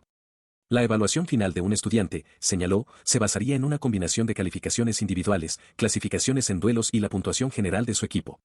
Mientras escuchaba, Karl reconoció cada detalle, era exactamente como el juego que conocía. Recordó el título del juego, Magic Trap, y el mundo que presentaba, un mundo que ahora comenzaba sin el personaje de Karl. Su mente evocó la apertura del juego, que presentaba a los personajes femeninos principales, la amiga de la infancia del protagonista, Katrina, la tercera princesa del reino de Ilas, Reina, y la hija mayor de una prominente familia Samuran, Naomi. Sus pensamientos fueron interrumpidos por el sonido de la puerta del aula al abrirse. Una joven de largo cabello claro entró y se presentó a la clase, diciendo que era Luna, del reino de Belka. El efecto en los otros estudiantes fue inmediato, quedaron completamente encantados. Karl, sin embargo, vio algo más. Un perfil se materializó en su mente, identificándola como Luna Derby, la heroína principal de Magic Trap. Los detalles eran precisos, la hija de 15 años, séptima del condado de Derby, con aptitud para la curación y prometida al hijo menor de una casa noble vecina. A esta información le siguió un vistazo a su pasado. En el momento de su nacimiento, sus padres expresaron únicamente decepción, habiendo esperado desesperadamente un heredero varón después de 6 hijas. El sentimiento fue compartido por todos los que miraron a la recién nacida, una condena silenciosa de que nunca debería haber nacido. En una fiesta para buscar pareja, se encontró siendo el objeto de atención de un noble. Él la llamó linda, pero ella sabía la verdad, nadie esperaba nada de ella, y su mejor esperanza era un matrimonio modesto. Las intenciones del hombre quedaron claras cuando sugirió que buscaran un lugar tranquilo para estar a solas, proponiéndole que se convirtiera en su amante. La proposición le dio asco. Se dio cuenta de que, para los hombres de su posición, ella no era más que un juguete desechable. Apretando los puños con frustración, se dio la vuelta y huyó. Su apresurada retirada no pasó desapercibida. El joven protagonista la observó subir los escalones del jardín y la llamó, preguntándole qué le pasaba. Se acercó a ella, su expresión se suavizó al ver las lágrimas asomando en sus ojos. Le preguntó con delicadeza por qué estaba llorando. Escuchando su pena no expresada, pareció entenderlo todo. Reconoció que ella se sentía ignorada por todos y luego añadió en voz baja que él era igual. Explicó sus propias circunstancias, detallando que, como tercer hijo, estaba a la sombra de sus hermanos mayores, quienes poseían todo el rango y la fortuna. Confesó que no tenía nada y, por ello, no recibía el respeto de nadie. De espaldas a ella, hizo un voto silencioso. Debido a su situación, sabía que tenía que volverse fuerte. Era la única manera. Se giró para mirarla, sus ojos ardiendo con una nueva determinación mientras apretaba el puño. Declaró que todo estaría bien, solo necesitaba hacer desaparecer a todos los que lo negaban. En el mundo del juego, Magitran, el protagonista, Beau Richmond, hace una declaración. Jura alcanzar la victoria, reconstruir el país y convertirse en un héroe, pidiendo el apoyo de todos. Carl recuerda esta escena, rememorando cómo, desde la perspectiva de un hombre impopular, tuvo que soportar las muchas bendiciones y éxitos románticos del protagonista. Sin embargo, cuando considera su situación actual con calma, el contraste es absoluto. Se encuentra rodeado de hermosas mujeres, incluida Luna, que se muestran afectuosas con él, incluso cuando él mismo reconoce que ya tiene una novia llamada Luna. Y así, recuerda a su yo del pasado, el poco atractivo Carl que fue engañado por estas mismas hermosas mujeres, atrapado por sus artimañas demoníacas y su magia perversa. Quien finalmente castigó a esa versión de Carl fue Belle. Sin embargo, no fue por el bien de la justicia. Belle actuó porque no podía soportar que le robaran a su mujer. Lo hizo porque él mismo quería ser el héroe. Mientras Belle se yergue triunfante ante una multitud, una joven se adelanta entre los espectadores, presentándose como Erika de la familia Borgia. Su aparición provoca un murmullo entre la multitud. Reconocen a Lady Arreka, susurrando que es la diosa del ejército de Hilas. Carl observa cómo se desarrolla la escena, con sus pensamientos fijos en Belle. Su mente evoca un fragmento de la historia. El pequeño reino de Belka fue derrotado por el reino de Hilas, y durante ese conflicto, el hermano mayor de Belle fue asesinado por las fuerzas del ejército de Ida. Su recuerdo se hace añicos cuando una voz lo llama, el siguiente es Carl. Sobresaltado, Carl se gira y ve al príncipe Libera dirigiéndose a él. La multitud se abre a su paso, creando un camino. Luna lo mira, preocupada, susurrando el nombre de Belle. Él mira hacia adelante, entrecerrando los ojos mientras un único pensamiento se forma en su mente, ¿es esto un desafío? Pero las palabras del príncipe sugieren algo completamente distinto. Le pregunta a Carl si tomará su mano, explicando que para vivir una vida tranquila en este mundo, es mejor no buscar problemas. Mientras Carl está de pie en el gran salón, la voz de Luna Derby lo llama por su nombre. Él gira ligeramente la cabeza, con expresión seria, para verla de pie justo detrás de él. Ella comienza a disculparse por la grosería anterior de Belle. Sus palabras desencadenan un nítido recuerdo en Carl, una memoria de un encuentro anterior que involucraba tanto a Belle como a Luna, solidificando su resolución. Sus ojos se entrecierran con fría intención. Decide internamente que lo mejor es simplemente ignorar a Belle, evitar involucrarse con él a toda costa. Tras esta decisión, le da la espalda a Luna, preparándose para marcharse sin decir una palabra más. Ella parece sorprendida por el repentino rechazo. Cuando da un paso hacia él, de repente pierde el equilibrio. Carl se gira al instante, atrapándola con seguridad en sus brazos mientras cae hacia adelante. La sujeta con firmeza, con la misma expresión. Le agradece su preocupación, pero le dice que simplemente deben actuar con normalidad, ni como enemigos, ni como amigos. Solo, con normalidad. Mirándola, su voz permanece baja e intensa. Le advierte que no se enrede con él, explicando que es para evitar que sea arrastrada por las fuerzas correctoras del juego. La princesa reina reflexiona sobre los hombres que ha conocido. Todos parecen ser iguales, ya sea adulándola o expresando abiertamente su deseo de poseerla. De repente, Beau Richmond la agarra por los hombros, con voz intensa. Declara que ella debe ser suya y le advierte que se aleje de Carl. Reina queda atónita por la franqueza de sus acciones, algo que nunca le había sucedido. Luego, él se da la vuelta y se aleja, dejándola sola y sin palabras en un largo pasillo abovedado. Ella lo observa marcharse, con sus palabras aún resonando en el aire. En otro lugar, la sirvienta Tiana se apresura por los terrenos hacia las dependencias de los sirvientes, con una cesta en los brazos y una expresión de determinación en el rostro. Al encontrar un lugar apartado, levanta una varita delgada y ornamentada. Comienza a brillar mientras canaliza su energía hacia ella, practicando en secreto. En ese mismo momento, la princesa reina sale a la noche. Contempla la hermosa luna llena, sintiendo una sensación de liberación al estar afuera sin un acompañante. Su momento de tranquilidad es interrumpido por una extraña visión. Ve a Tiana cerca, su varita conjurando brillantes burbujas de agua que flotan en el aire. La expresión de Reina cambia a una de sorpresa. Se acerca a la sirvienta, sobresaltándola. Reina comenta que es una exhibición hermosa, pero de inmediato le pregunta por qué está practicando tan tarde en la noche. Mientras están cara a cara, la mirada de Reina se fija en los ojos de Tiana. Reconoce su distintivo tono púrpura y llega a una súbita conclusión: Tiana es una semielfa, igual que ella. Se pregunta si la sirvienta también está ocultando su identidad a todo el mundo. Atando cabos, Reina pregunta directamente si Tiana es la doncella de Carl y si está realizando alguna tarea secreta por orden suya. Azorada, Tiana lo niega rápidamente, insistiendo en que Lord Carl nunca pediría algo así. Ella escuchó mientras Tiana comenzaba su historia, explicando que la familia Hamilton nunca le había dado un trato especial por ser una semielfa. Desde muy joven, siempre había sido una sirvienta de bajo rango.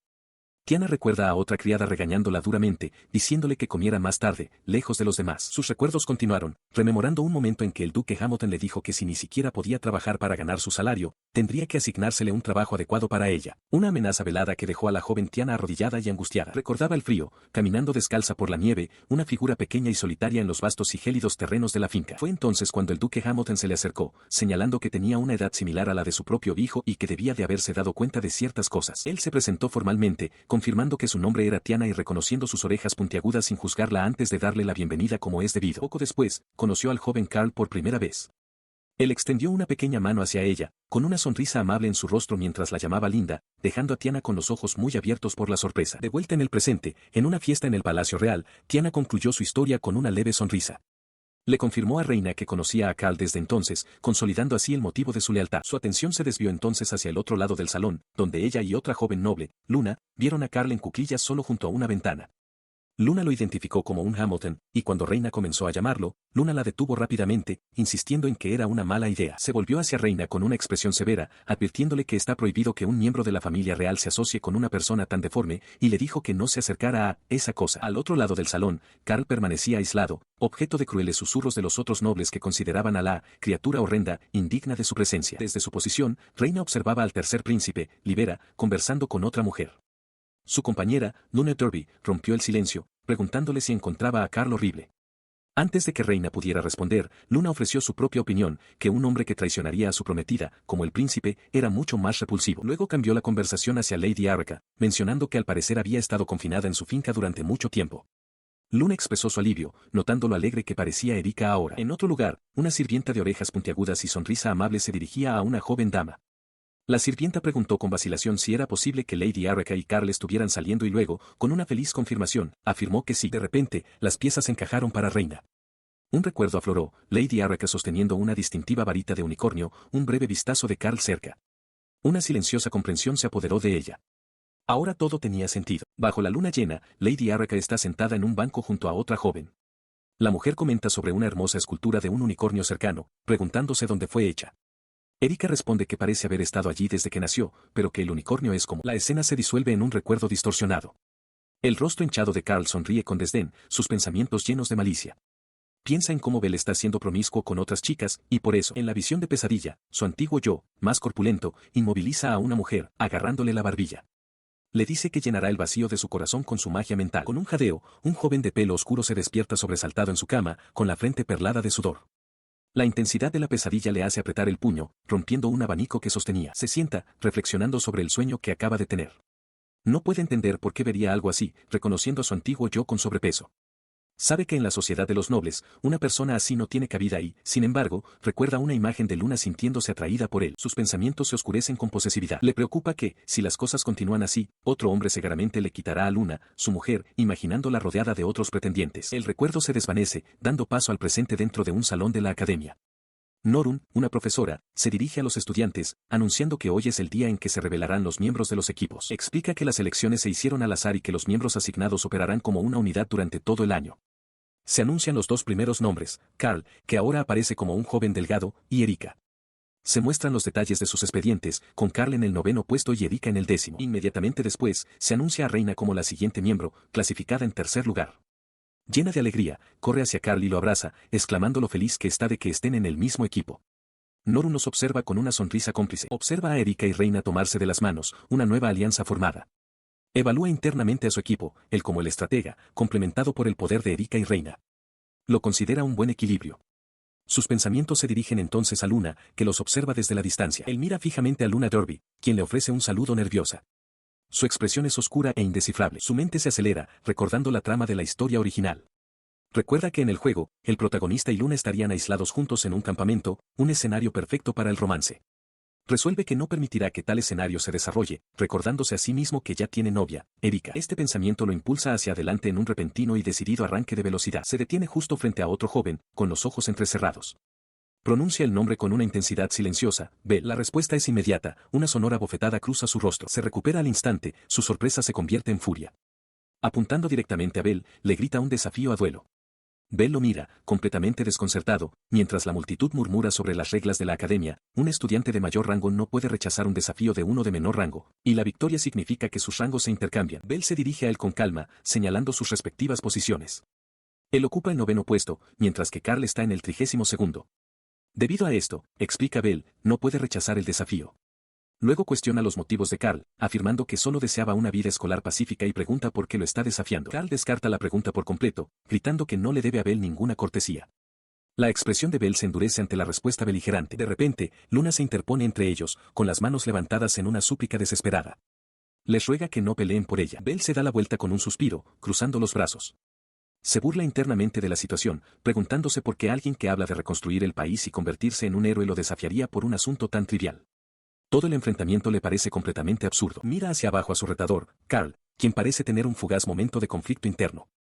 Carl considera que la situación podría haberse manejado de forma más pacífica, pero rápidamente descarta la idea y accede verbalmente a seguir adelante. Bell, al observar este intercambio, se pregunta qué es exactamente lo que está ocurriendo ante él. Su expresión cambia a una de cansada resignación. Se dirige a Carl directamente, comentando con sarcasmo sobre este jueguito de justicia. En este escenario, señala con aire cínico, a él le ha tocado el papel del villano. En este mundo, existe una ley de justicia. Donde hay bien, también debe existir el mal como su contraparte natural. En una mesa, Johann Borgia le explica a Lady Araka que el juego, Magic Trap, comenzó sin un villano. Al oír esto, Carl se da cuenta con una sonrisa astuta de que, para que el juego continúe, alguien debe asumir ese papel. Él continúa, describiendo el destino del protagonista Bell, aspirar al trono, luchar contra los fuertes y soportar el peso de un pequeño país, habiendo nacido débil y sin nada que perder. Johannes se vuelve entonces hacia Carl, provocándolo por incitar a Bell. Lady Araka interviene, molesta, señalando que Carl no está actuando como de costumbre y que sus acciones significan que su muñeca maldita ya no puede venderse. Johannes reflexiona que ya no es apto para el papel de villano ahora que ha perdido su elemento, espeluznante adorable, algo a lo que juró no volver jamás. Se irrita cada vez más al darse cuenta de que cuanto más interactúa Carl con Bell, más semillas de malicia se siembran, forzando los acontecimientos a alinearse con la rígida configuración original del juego. En una visión simbólica, una figura esbelta de pelo oscuro sostiene una espada en la garganta de Carl. Se entiende que para liberarse de la maldición del juego, es necesario un acto decisivo. En esta lucha interna, la propia mano de Carl se cierra alrededor de la garganta del protagonista simbólico. Llega a una cruda conclusión, debe eliminar al personaje principal para sobrevivir. La escena cambia a un gran coliseo de piedra, cuyo letrero lo identifica claramente como el campo de duelos. Dentro de la arena, dos figuras están listas. Se les identifica como Beau Richmond, clasificado en el puesto 22, y un transformado y esbelto Carl de Hamilton, clasificado en el 9º. Desde las gradas, su maestra Norun explica la sencilla regla del duelo a Luna y Reina, solo hay que obligar al oponente a rendirse. El duelo comienza. Con una mirada de intensa concentración, Carl se lanza hacia adelante en un borrón de movimiento. Mientras carga, un gran trozo de roca se precipita hacia él, lanzado desde la posición de Bell. La mano de Bell está rodeada de fragmentos destrozados. Desde el público, Luna grita asombrada que el puño de Bell se ha vuelto como una piedra. Él entrecierra los ojos, su concentración es absoluta. Mientras observaba a su oponente, un torrente de información inundó sus sentidos. Percibió los signos vitales de Beau Richmond, altura, peso, pulso, incluso presión arterial, e identificó su atributo elemental como tierra. Simultáneamente, un análisis instantáneo de la composición de la roca apareció en su mente, detallando su estructura mineral. Este flujo de datos lo llevó a una rápida conclusión. Lo entendió. Ya había descifrado el ataque que se avecinaba. Sabía con precisión cómo se movería Bell, la secuencia de acciones se desplegaba ante él como si estuviera viendo un evento pregrabado. Tal como lo predijo, Bell se abalanzó hacia adelante, su pie destrozando el suelo y enviando una ráfaga de fragmentos de roca hacia Carl. Con un paso lateral casi casual, Carl esquivó el ataque por completo. El asalto continuó, con otro de los proyectiles de roca de Bell estrellándose inofensivamente contra un muro de piedra. Los espectadores murmuraban entre ellos, dándose cuenta de que Carl estaba evadiendo cada uno de los ataques, como si predijera cada movimiento de su oponente. Frustrado, Bell cambió de táctica, saltando alto en el aire para lanzar un ataque desde arriba, invocando rocas afiladas para que llovieran sobre su objetivo. Pero el cambio de estrategia fue inútil. En un instante, Carl acortó la distancia, apareciendo detrás de Bell y derribándolo. La multitud ahogó un grito de asombro. Lady Erika y Cassandra observaban, comentando que Carl era increíble, superando por completo a su oponente. De pie sobre el protagonista caído, Carl emitió una simple orden, quédate en el suelo 10 segundos. En el suelo, Beau Richmond tose sangre pero grita con desafío que no caerá por nada del mundo.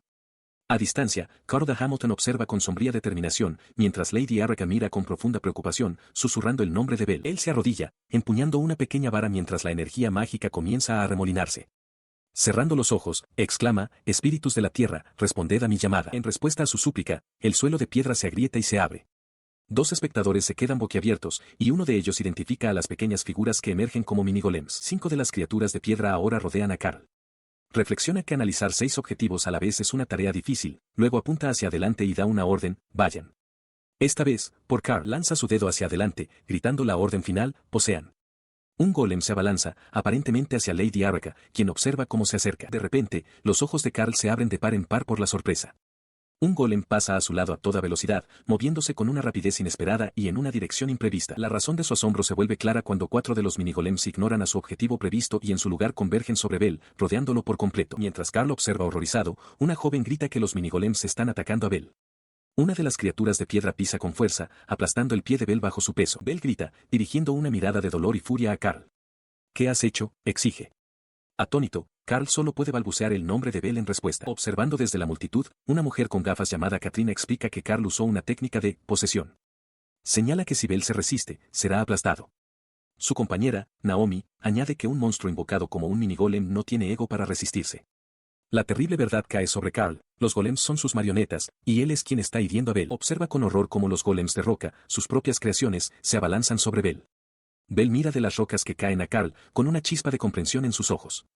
Maldice, exigiendo saber si Carl pretende aplastarlo con sus propios puños. Lanzado hacia atrás por el asalto mágico, Bell aprieta los dientes. Ahora comprende que las criaturas fueron invocadas para derrotarlo, y ruge que es Carl quien debería caer. Con un grito de alarma, levanta los brazos para protegerse la cabeza mientras el aluvión de piedras encantadas cae sobre él. Se estrella contra el patio de piedra. Desde un balcón en lo alto, Lady Arraka, presenciando la brutal conclusión, grita el nombre de Carl con urgencia. Mientras el polvo se asienta, Carl es sostenido por Cassandra. Reflexiona para sus adentros que la diferencia de poder entre ellos era obvia desde el principio y que nunca debería haber sometido a Bell a semejante humillación pública. La multitud circundante murmura entre sí, sin encontrar nada extraño en el resultado.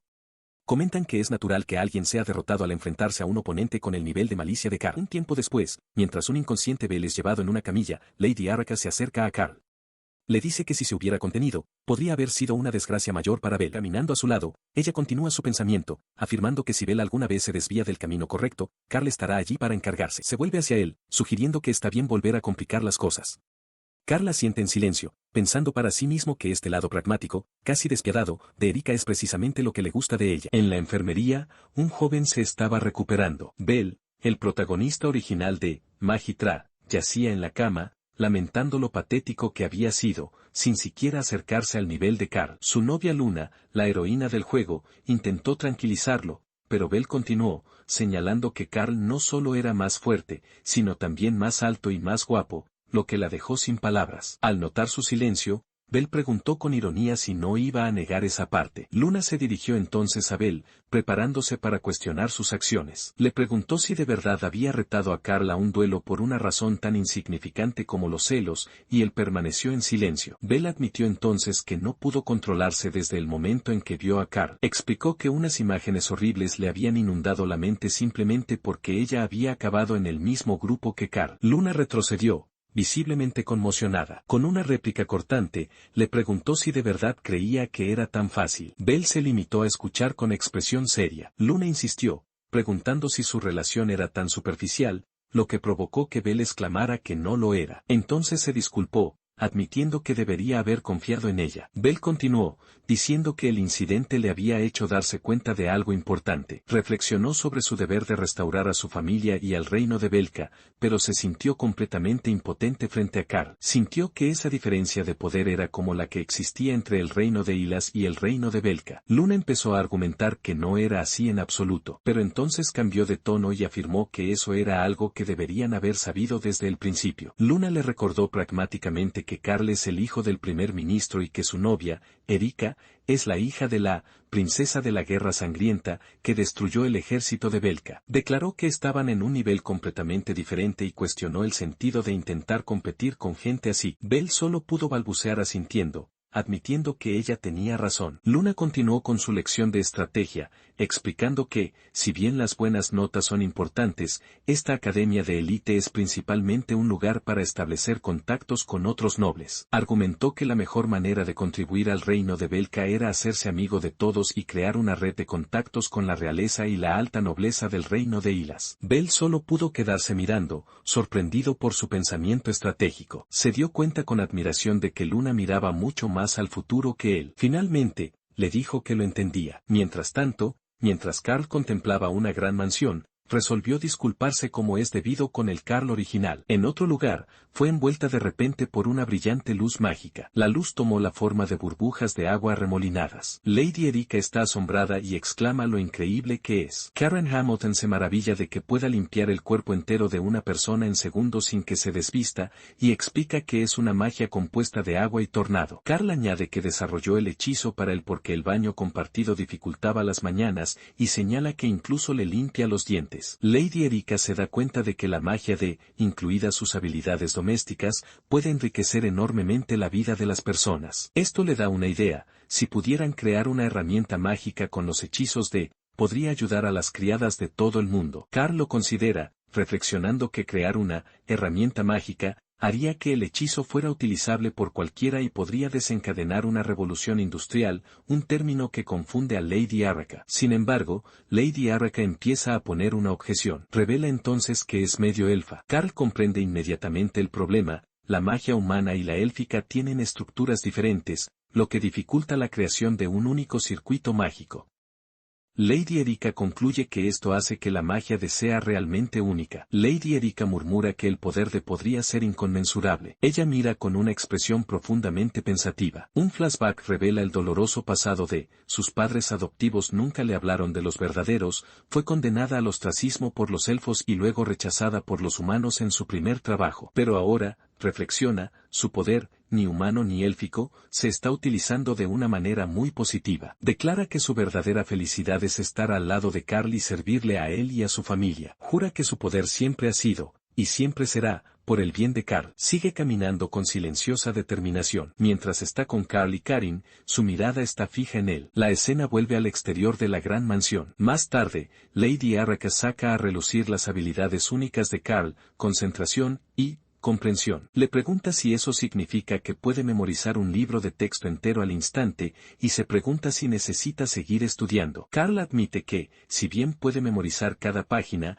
incluso el texto más simple puede tener múltiples interpretaciones. Explica que el verdadero valor de la academia es aprender de la experiencia y el conocimiento de sus excelentes profesores, un sentimiento que impresiona a Norun. Luego empieza a añadir que no solo los profesores hacen que merezca la pena. Añade que también puede aprender de Erika, cuya destreza en combate es tan grande que no podría igualarla ni en 100 años, y también de todos sus demás compañeros. Explica que cada persona tiene una fuerza única e imbatible, y que todos cooperan y compiten dentro de su grupo. Este desarrollo mutuo, concluye, es de lo que trata el verdadero aprendizaje. Impresionada, Karen Hamilton comenta que es justo lo que esperaba de Carl. Observándolo, Bell reflexiona que Carl también es una persona excelente. Esto le lleva a cuestionarse el sueño que tuvo, preguntándose si fue simplemente producto de su propia inseguridad y falta de confianza. Se tranquiliza pensando que un hombre respetable como Carl nunca intentaría robarle a Luna. Habiéndose decidido, Bell llama a Carl mientras camina por un pasillo. Bell se acerca a Carl,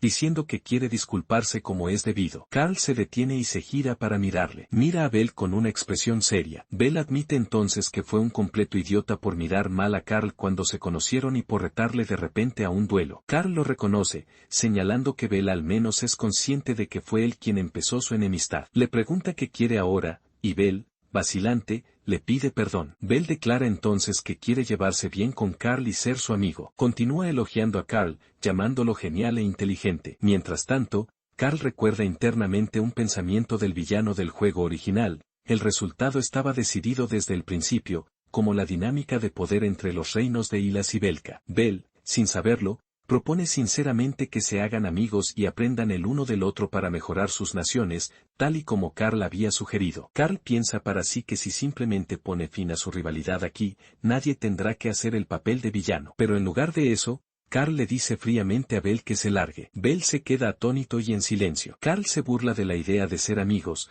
diciéndole a Bell que está siendo demasiado familiar. Declara que Bell le resulta desagradable y le advierte que no vuelva a meterse con él, aunque un pensamiento interno sugiere que tiene una estrategia específica en mente. Reflexionó que, aunque los hombres que luchan a menudo se hacen amigos, él estaba creando fricción deliberadamente. El otro joven simplemente le devolvió la mirada, con una expresión indescifrable. Su mirada se endureció entonces con intensidad. Finalmente, el joven cedió, declarando que solo tenía una cosa que decir. Entonces le advirtió a Carl que se mantuviera alejado de Luna. Mientras Carl se daba la vuelta y se alejaba, permaneció en silencio. Luego se preguntó si su propia razón no estaba logrando controlar sus sentimientos sobre su relación con Bell. Le preocupaba que, incluso si lograba evitar su destino como villano, el protagonista podría caer en la oscuridad en su lugar, lo que llevaría al mismo resultado en el que Carl muere. Aún así, Carl siguió reflexionando sobre la situación. La advertencia del otro hombre de mantenerse alejado de Luna resonó en su mente. Se burló para sus adentros de la necedad del hombre, seguro de que con Erika a su lado,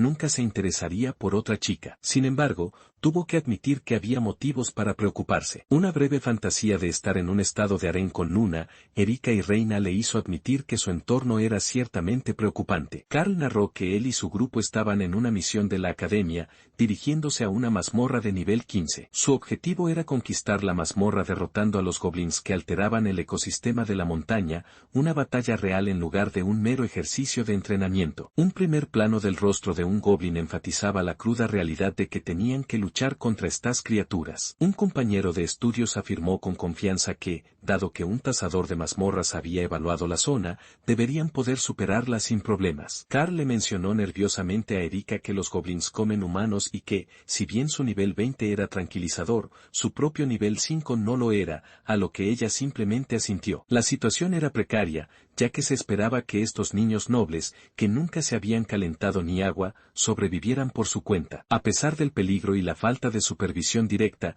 con solo un pájaro mágico de vigilancia observándolos, Erika prometió con confianza que protegería a Carl. Mirando a lo lejos, Carl reflexionó sobre su suposición pasada de que ser noble era solo socializar, viendo ahora este peligro como el precio de su lujosa vida. Consideró la posibilidad de que arriesgar su vida para proteger el territorio fuera parte de su deber. Mientras él y sus compañeros contemplaban el vasto paisaje, suspiró, dándose cuenta de que esto estaba muy lejos de la vida tranquila que había imaginado. Carl recordó que en las películas las actividades al aire libre de los estudiantes de internados de clase alta siempre se representaban como eventos elegantes. Se había imaginado un picnic preparado por los sirvientes para chicas con vestidos blancos, una escena que le parecía la quinta esencia de la aristocracia. Pero la realidad era muy distinta. Mientras Erika lo comparaba con una excursión, Reina se preguntaba si una serpiente era comestible y Luna traía agua. Carl se dio cuenta de que aquello no era un picnic, sino más bien un entrenamiento de supervivencia. A pesar de la dureza, Erika comentó lo conveniente que era su situación. Esto se debía a que Carl había usado su habilidad de posesión para hacer que una alfombra cargara con todo su equipo de acampada. Reina señaló entonces que las contribuciones de Carl no terminaban ahí, y sacó a relucir su reciente encuentro con los goblins. Relató cómo Erika, especialista en combate cuerpo a cuerpo, lideró un ataque frontal mientras el rayo de Reina detenía a los que intentaban huir, permitiendo que Erika los rematara. Luna añadió que ella curó a Erika después, lo que llevó a Reina a darse cuenta de que toda la exitosa batalla se desarrolló según el plan de Carl. Reina elogió cómo Carl había predicho a la perfección los movimientos de los goblins, y Erika asintió, diciendo que simplemente se habían movido como él les había indicado. Carl desvió humildemente los elogios, insistiendo en que ellas fueron las que usaron sus poderes y que él mismo no podría haber derrotado a un solo goblin. Observándolo,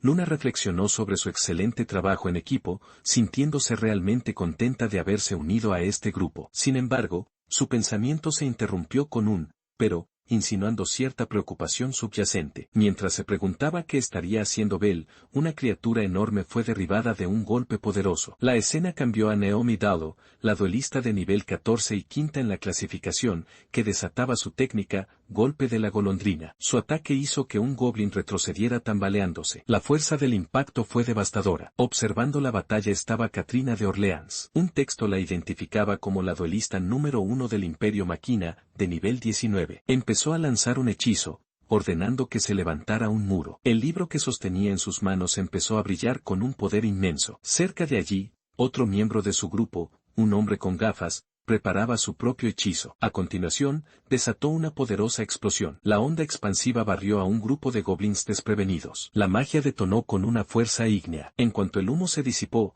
Reina se lanzó hacia adelante con una velocidad increíble. Observándola, Naomi comentó su impresionante habilidad, digna de la combatiente número 1 de la clasificación. Katrina, sin embargo, señaló que la herramienta mágica en la que estaba trabajando todavía necesitaba mejoras, aunque admitió que la habilidad con la espada de la otra era bastante buena. A continuación, empezó a establecer un contraste. En otro lugar, un estudiante celebró que habían derrotado con éxito a más de 30 goblins. Sin embargo, señaló que solo fue porque él había traído a los goblins directamente hacia ellos, dejando al chico sin palabras. Él bajó la mirada, avergonzado. El grupo había estado luchando en una zona rocosa y desértica. Más tarde, encendieron una hoguera para descansar. El mismo estudiante intentó contribuir, anunciando con orgullo que tenían una tienda para acampar y comida de sobra gracias a un jabalí. Pero fue corregido rápidamente, le recordó que trajo la tienda, y añadió que fue quien cazó el jabalí. Abochornado, el estudiante balbuceó que entonces él se encargaría de cocinar. Parecía reacia a dejarle,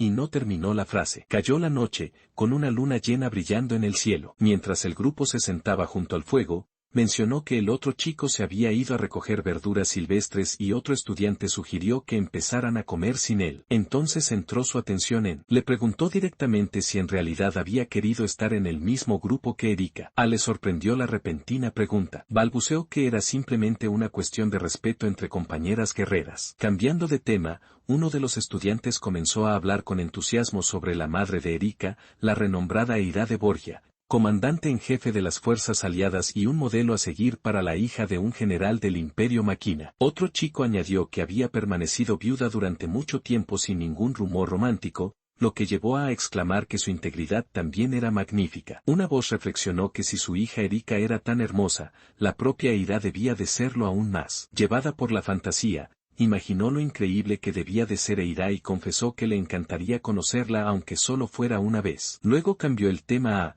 preguntándole por sus intereses y recordando que había estado interesada en la familia Hamilton de Carl. Confirmó que, en efecto, estaba interesada en la familia Hamilton. Especificó que su admiración era por Aaron, el primer ministro del reino de Ilas. Otro noble intervino, señalando que su país estaba modelando su sistema administrativo basándose en el ideado por Lord Arryn. Cerca de allí, Norun reflexionaba que no soportaba hablar con nobles tan cabeza hueca, incluso mientras Johanne Borgia intentaba invitarla a salir. Deseaba poder discutir un reinado del intelecto con alguien como Lord Arryn, un sentimiento con el que Naomi estaba de acuerdo. Norun pensó entonces en su hijo, Carl, y le pareció extraño su uso de ataques físicos para alguien con un atributo mental. En otro lugar, una voz expresó un profundo deseo de hacerse amigo de Carl y Erika. Luna caminaba sola, con una expresión pensativa en el rostro. Mientras tanto, mientras el grupo de Carl caminaba por el bosque, Reina creyó oír algo. De repente, un grito de «Bell» hizo que Luna se quedara boquiabierta de sorpresa. Al mirar hacia arriba,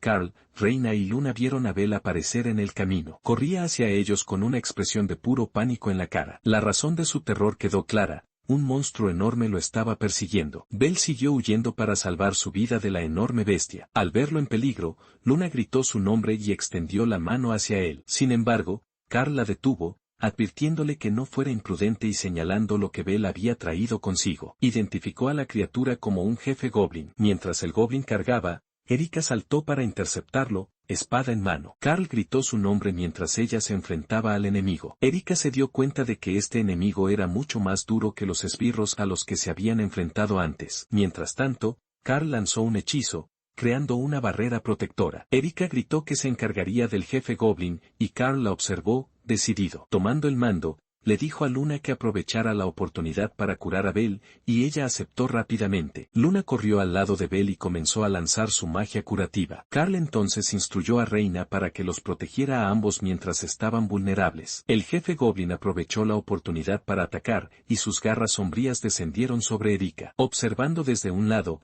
Carl se fijó en que ella era de nivel 20, razonando que en una mazmorra de nivel 15, el jefe lógicamente debería ser más débil. A pesar de su lógica, Erika se sorprendió por el poder del goblin, dándose cuenta de que era mucho más fuerte de lo que había previsto. Una mano enorme se abalanzó sobre ella. La fuerza del golpe lanzó a Erika por los aires. Al verla caer, Carl gritó su nombre alarmado. Mientras extendía la mano, pronunció la palabra para un hechizo de posesión. Un goblin corpulento se cernía sobre ellos. Carl corrió al lado de Erika, preguntándole si estaba bien. Ella admitió que había subestimado a su enemigo, pero con renovada determinación, Erika declaró que, en su estado actual, definitivamente podía ganar. Mientras ella se preparaba para luchar, Carl se lamentó de que, con la visión bloqueada, no podía ofrecer ningún apoyo. De repente, un brillante pilar de luz brotó alrededor de Erika. Una mano se extendió desde el interior de la deslumbrante luz. Carl levantó la vista, asombrado por el inesperado fenómeno. Cuando la luz se disipó, vio una cara familiar y pronunció el nombre de Katrina. Katrina había llegado con otra compañera, Naomi, sorprendiendo a Erika. Katrina sonrió, reconociendo también la presencia de Naomi. Naomi expresó su alegría por poder luchar junto a Erika, quien aceptó felizmente, pero la voz de Katrina interrumpió con una nota de cautela. Le pareció extraño que Erika, de nivel 20, tuviera tantos problemas, y se preguntó si la mazmorra era realmente de nivel 15, por lo que decidió usar su habilidad de evaluación de monstruos. Katrina se llevó su herramienta de evaluación al ojo. Sus ojos se abrieron con incredulidad al darse cuenta de la verdad sobre su oponente. Gritó conmocionada que el goblin era en realidad de nivel 30. En la Academia de Magia Orbis, la profesora Norun miró un espejo de adivinación, sintiendo que algo no iba bien. Se dio cuenta de que la vigilancia no estaba siguiendo a los estudiantes de la clase SS y decidió ir a investigar en persona. Justo entonces, su hermana pequeña Louise, una contable real, irrumpió en la sala gritando que estaba ocurriendo algo terrible. Louise explicó frenéticamente que, a este paso, el primer ministro Aaron Hamilton iba a asaltar la finca de la familia Borgia. La escena retrocedió a unos días antes, donde el primer ministro Aaron Hamilton examinaba un informe anual con disgusto. Cuestionó furiosamente cómo los impuestos de las vastas tierras de la familia Borgia podían ascender a una suma tan pequeña. Entonces exigió saber por qué se había ignorado esa discrepancia durante tanto tiempo. Un ayudante explicó nerviosamente que la ocupada Lady Eira había delegado la gestión de activos en un comerciante local y que no había habido problemas hasta entonces. Aaron repitió la frase, sin problemas, con hirviente incredulidad. En la finca de los Hamilton,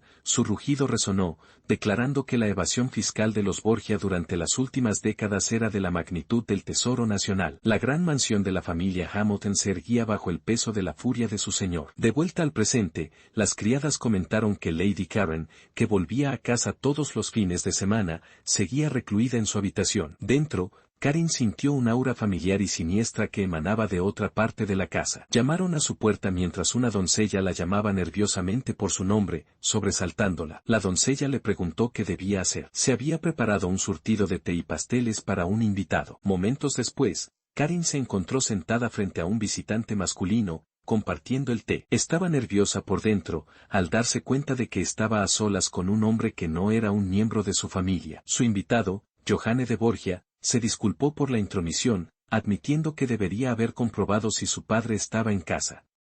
Karin lo reconoció como el hermano mayor de Erika. Karin le explicó que su padre solía estar fuera y se ofreció a transmitirle un mensaje. Johanne reveló entonces el propósito de su visita. La familia Borgia había recibido la notificación de una auditoría. Los dos se sentaron uno frente al otro, con la tensión de la rivalidad de sus familias flotando en el aire. Johanne confesó que, con su madre en una expedición, estaba perdido, ya que ninguno de los dos era bueno con los números.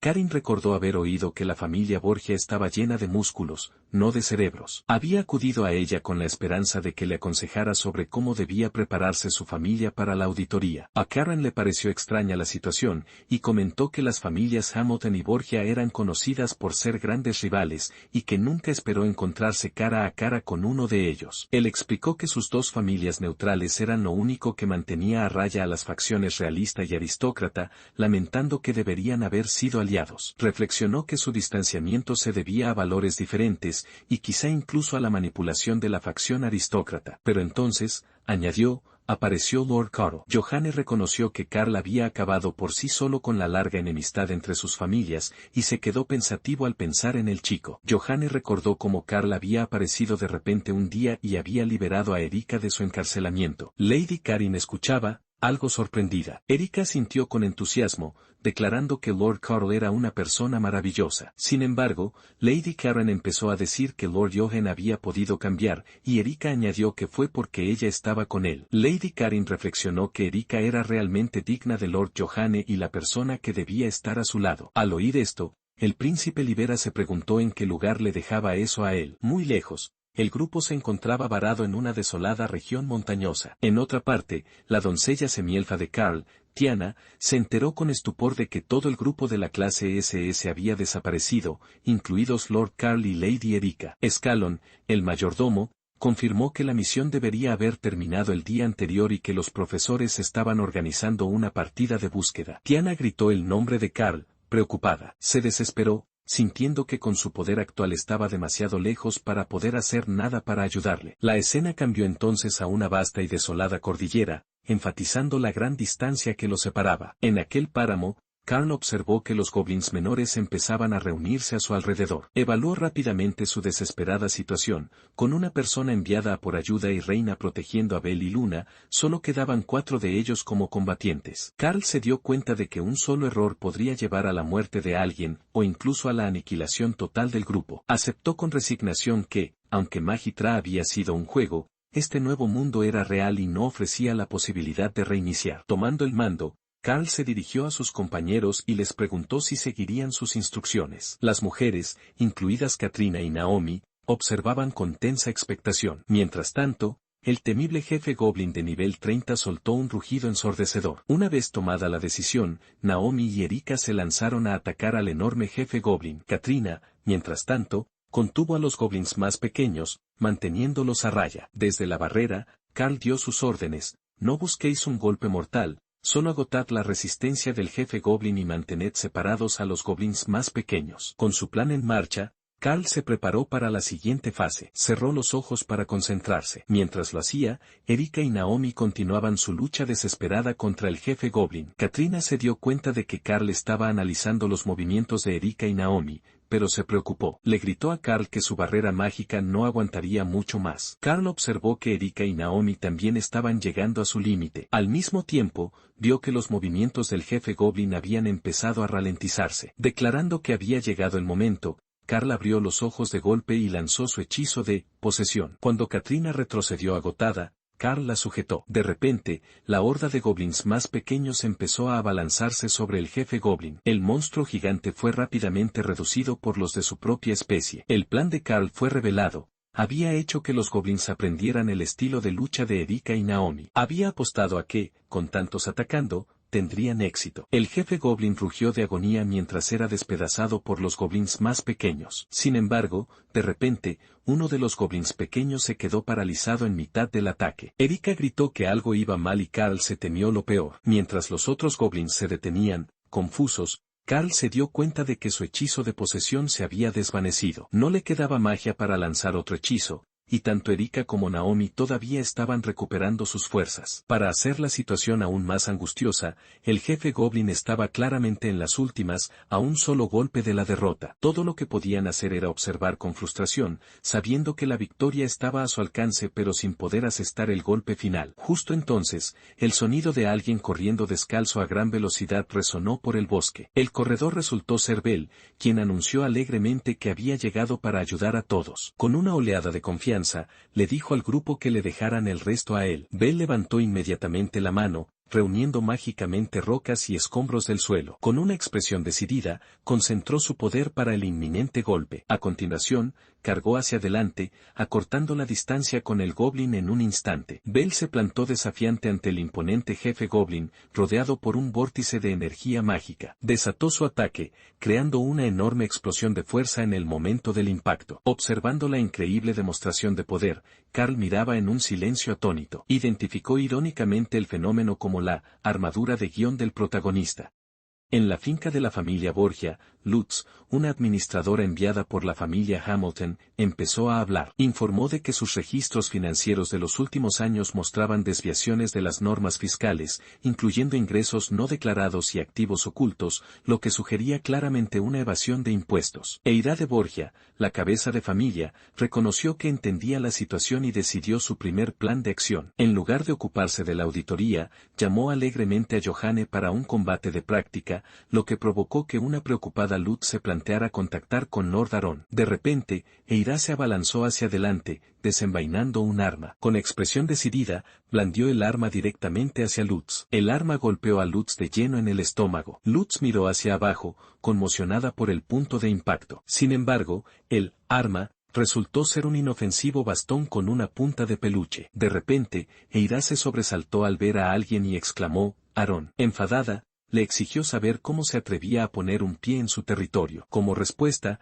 Aron simplemente le dijo que apestaba. Eira se quedó desconcertada por su inesperado comentario. Se dio cuenta de que se refería al olor a sangre, del que estaba constantemente cubierta. Eira declaró que estaba orgullosa de ese olor como consecuencia de defender el país, pero Aron aclaró que no se refería a eso. En un instante, su armadura fue reemplazada por un elegante vestido, dejando a los espectadores asombrados mientras ella permanecía, limpia, junto a Aron. Johanne Borgia expresó su asombro de que un hombre se atreviera a llamar apestosa a su madre, mientras que un mayordomo se maravillaba de que Eira hubiera obedecido. Momentos después, Aron tomó un sorbo de té y declaró que estaba asqueroso. Eira se enfureció, pero Aron le preguntó con calma cómo podía servir un té tan terrible a un invitado. Ella se burló, afirmando que solo los burócratas débiles bebían té, mientras que los verdaderos guerreros como ella debían estar preparados para beber agua embarrada. Esto le provocó a Aron un recuerdo traumático de cuando la acompañó en una expedición militar. Eira cambió entonces de tema,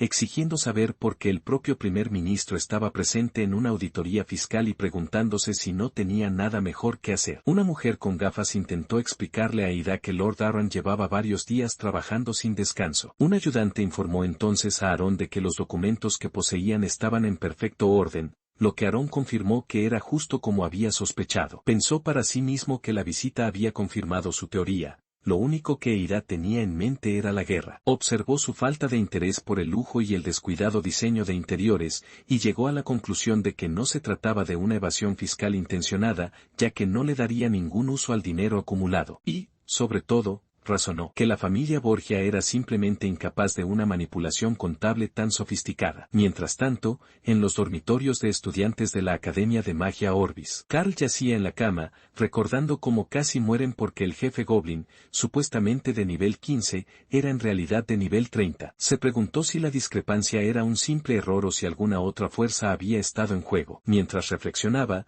Tiana entró en su habitación, llamándolo por su nombre. Le preguntó si le dolía algo, y Carl le aseguró que estaba bien, disculpándose por haberla preocupado. Entonces se dio cuenta de que Scallon también estaba presente y preguntó por qué, preguntándose si no debería estar atendiendo a Erika. Carl giró la cabeza con expresión de preocupación. Mientras tanto, Johann Borgia expresó su alivio al ver que su hermana, Erika, finalmente se despertaba. Erika preguntó inmediatamente por los demás, y Luna le explicó que, aunque Katrina seguía descansando, todos los demás estaban bien. De hecho, continuó Luna, el más enérgico de todos. Era Bell, que estaba siendo rodeado por otros estudiantes que le preguntaban si de verdad había derrotado a un goblin de nivel 30. Luna le dijo a un sorprendido Johanne que, al parecer, Bell había acabado con la bestia con su puñetazo de puño de piedra después de que todos los demás hubieran sido derrotados y estuvieran en una situación desesperada. En otro lugar, la rueda de un carruaje giró al detenerse. El primer ministro Aron y la comandante Eira de Borgia estaban juntos frente a un edificio. Eira se fijó en la cara pálida de Aron,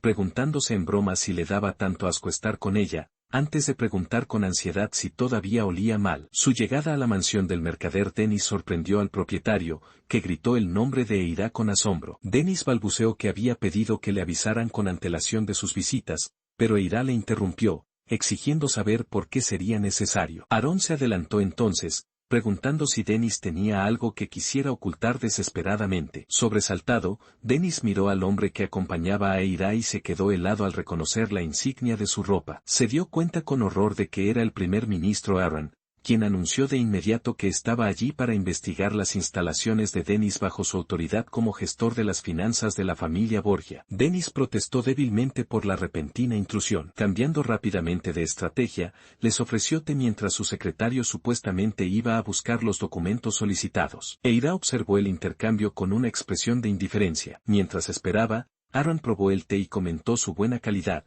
señalando que era muy superior al que servía la familia Borgia. También observó el lujoso mobiliario, comentando que Dennis parecía vivir con bastante prosperidad. Justo entonces, un ayudante irrumpió para informar a Aaron de que habían capturado al secretario, que había intentado huir por una entrada trasera. Una mirada aguda y de complicidad cruzó el rostro de Aaron. Aaron lo observaba con expresión severa. Él identificó los documentos como un libro de contabilidad doble, lo que dejó a su administradora, Lutz, confundida. Le explicó que el dinero que Dennis había estado pagando era solo una fracción de las ganancias reales del territorio Borgia. Concluyó que Dennis se había estado embolsando la gran mayoría de los fondos, lo que provocó que Lutz gritara conmocionada. Llevado por la desesperación, Dennis sacó un cuchillo. Dennis se preocupó para sus adentros de que, si lo atrapaban, acabaría implicando a otros también. Se lamentó de que había estado a punto de conseguir que su hija entrara en una familia noble y que, con suficiente dinero, podría incluso haber comprado un título. Al darse cuenta de que estaba arruinado de todos modos,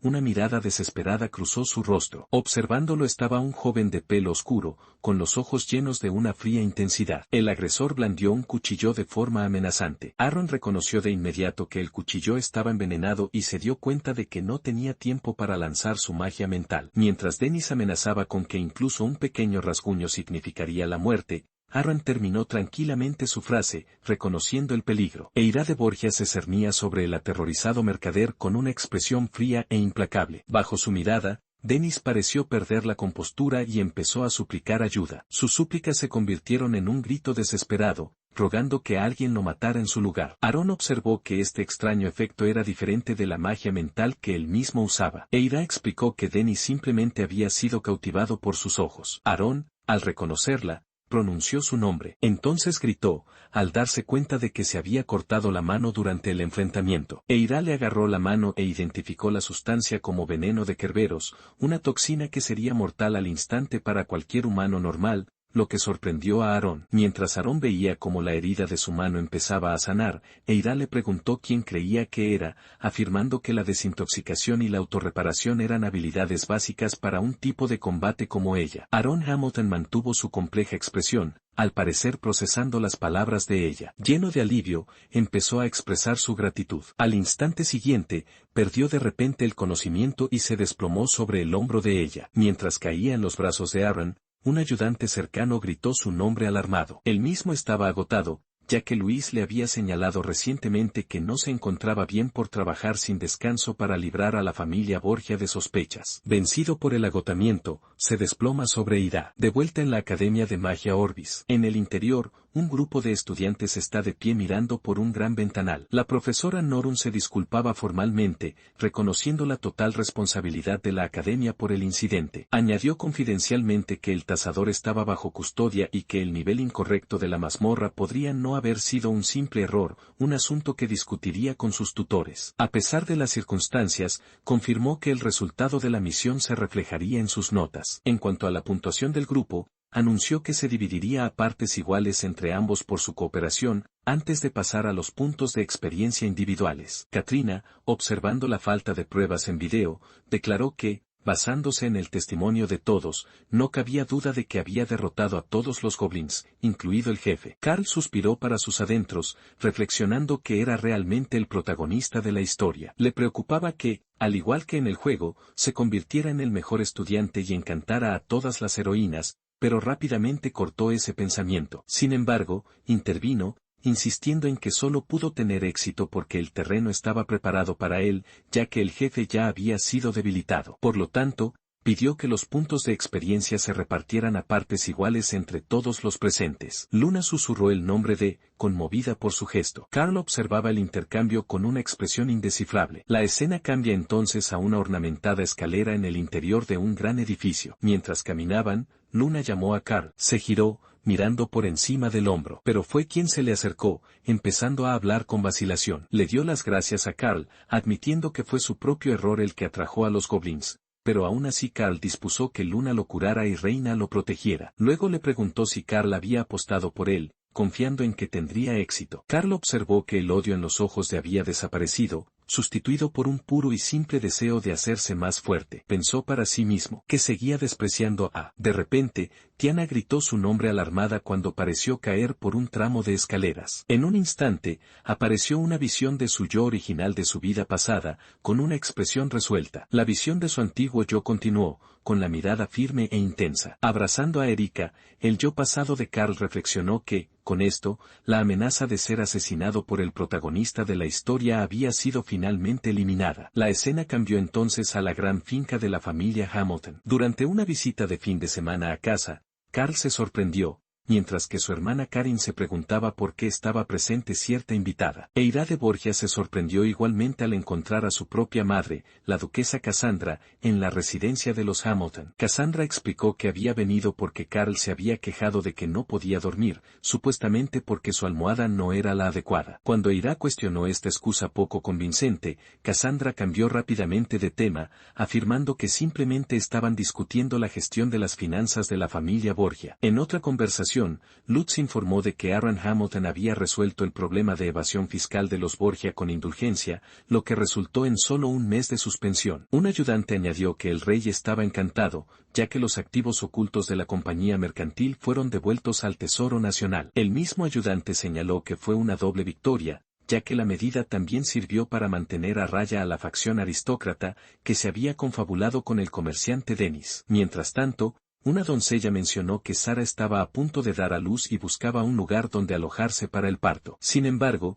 un ayudante explicó que, a cambio de la indulgencia mostrada a los Borgia, Lutz reveló que enviaron a un guardia formidable para contrarrestar posibles represalias, mientras que Tiana añadió que las doncellas de los Hamilton ahora también visitaban su casa. Al observar la nueva dinámica, Karin señaló que las familias Borgia y Hamilton se complementaban ahora, cubriendo sus respectivas debilidades. De pie juntos ante sus padres, Carl y Erika comenzaron a hacer una declaración sobre lo que harían a partir de ahora. Carl declaró que tenían un informe para sus padres, y Erika terminó la idea, proclamando su ambición conjunta de convertirse en los nuevos protagonistas de este mundo.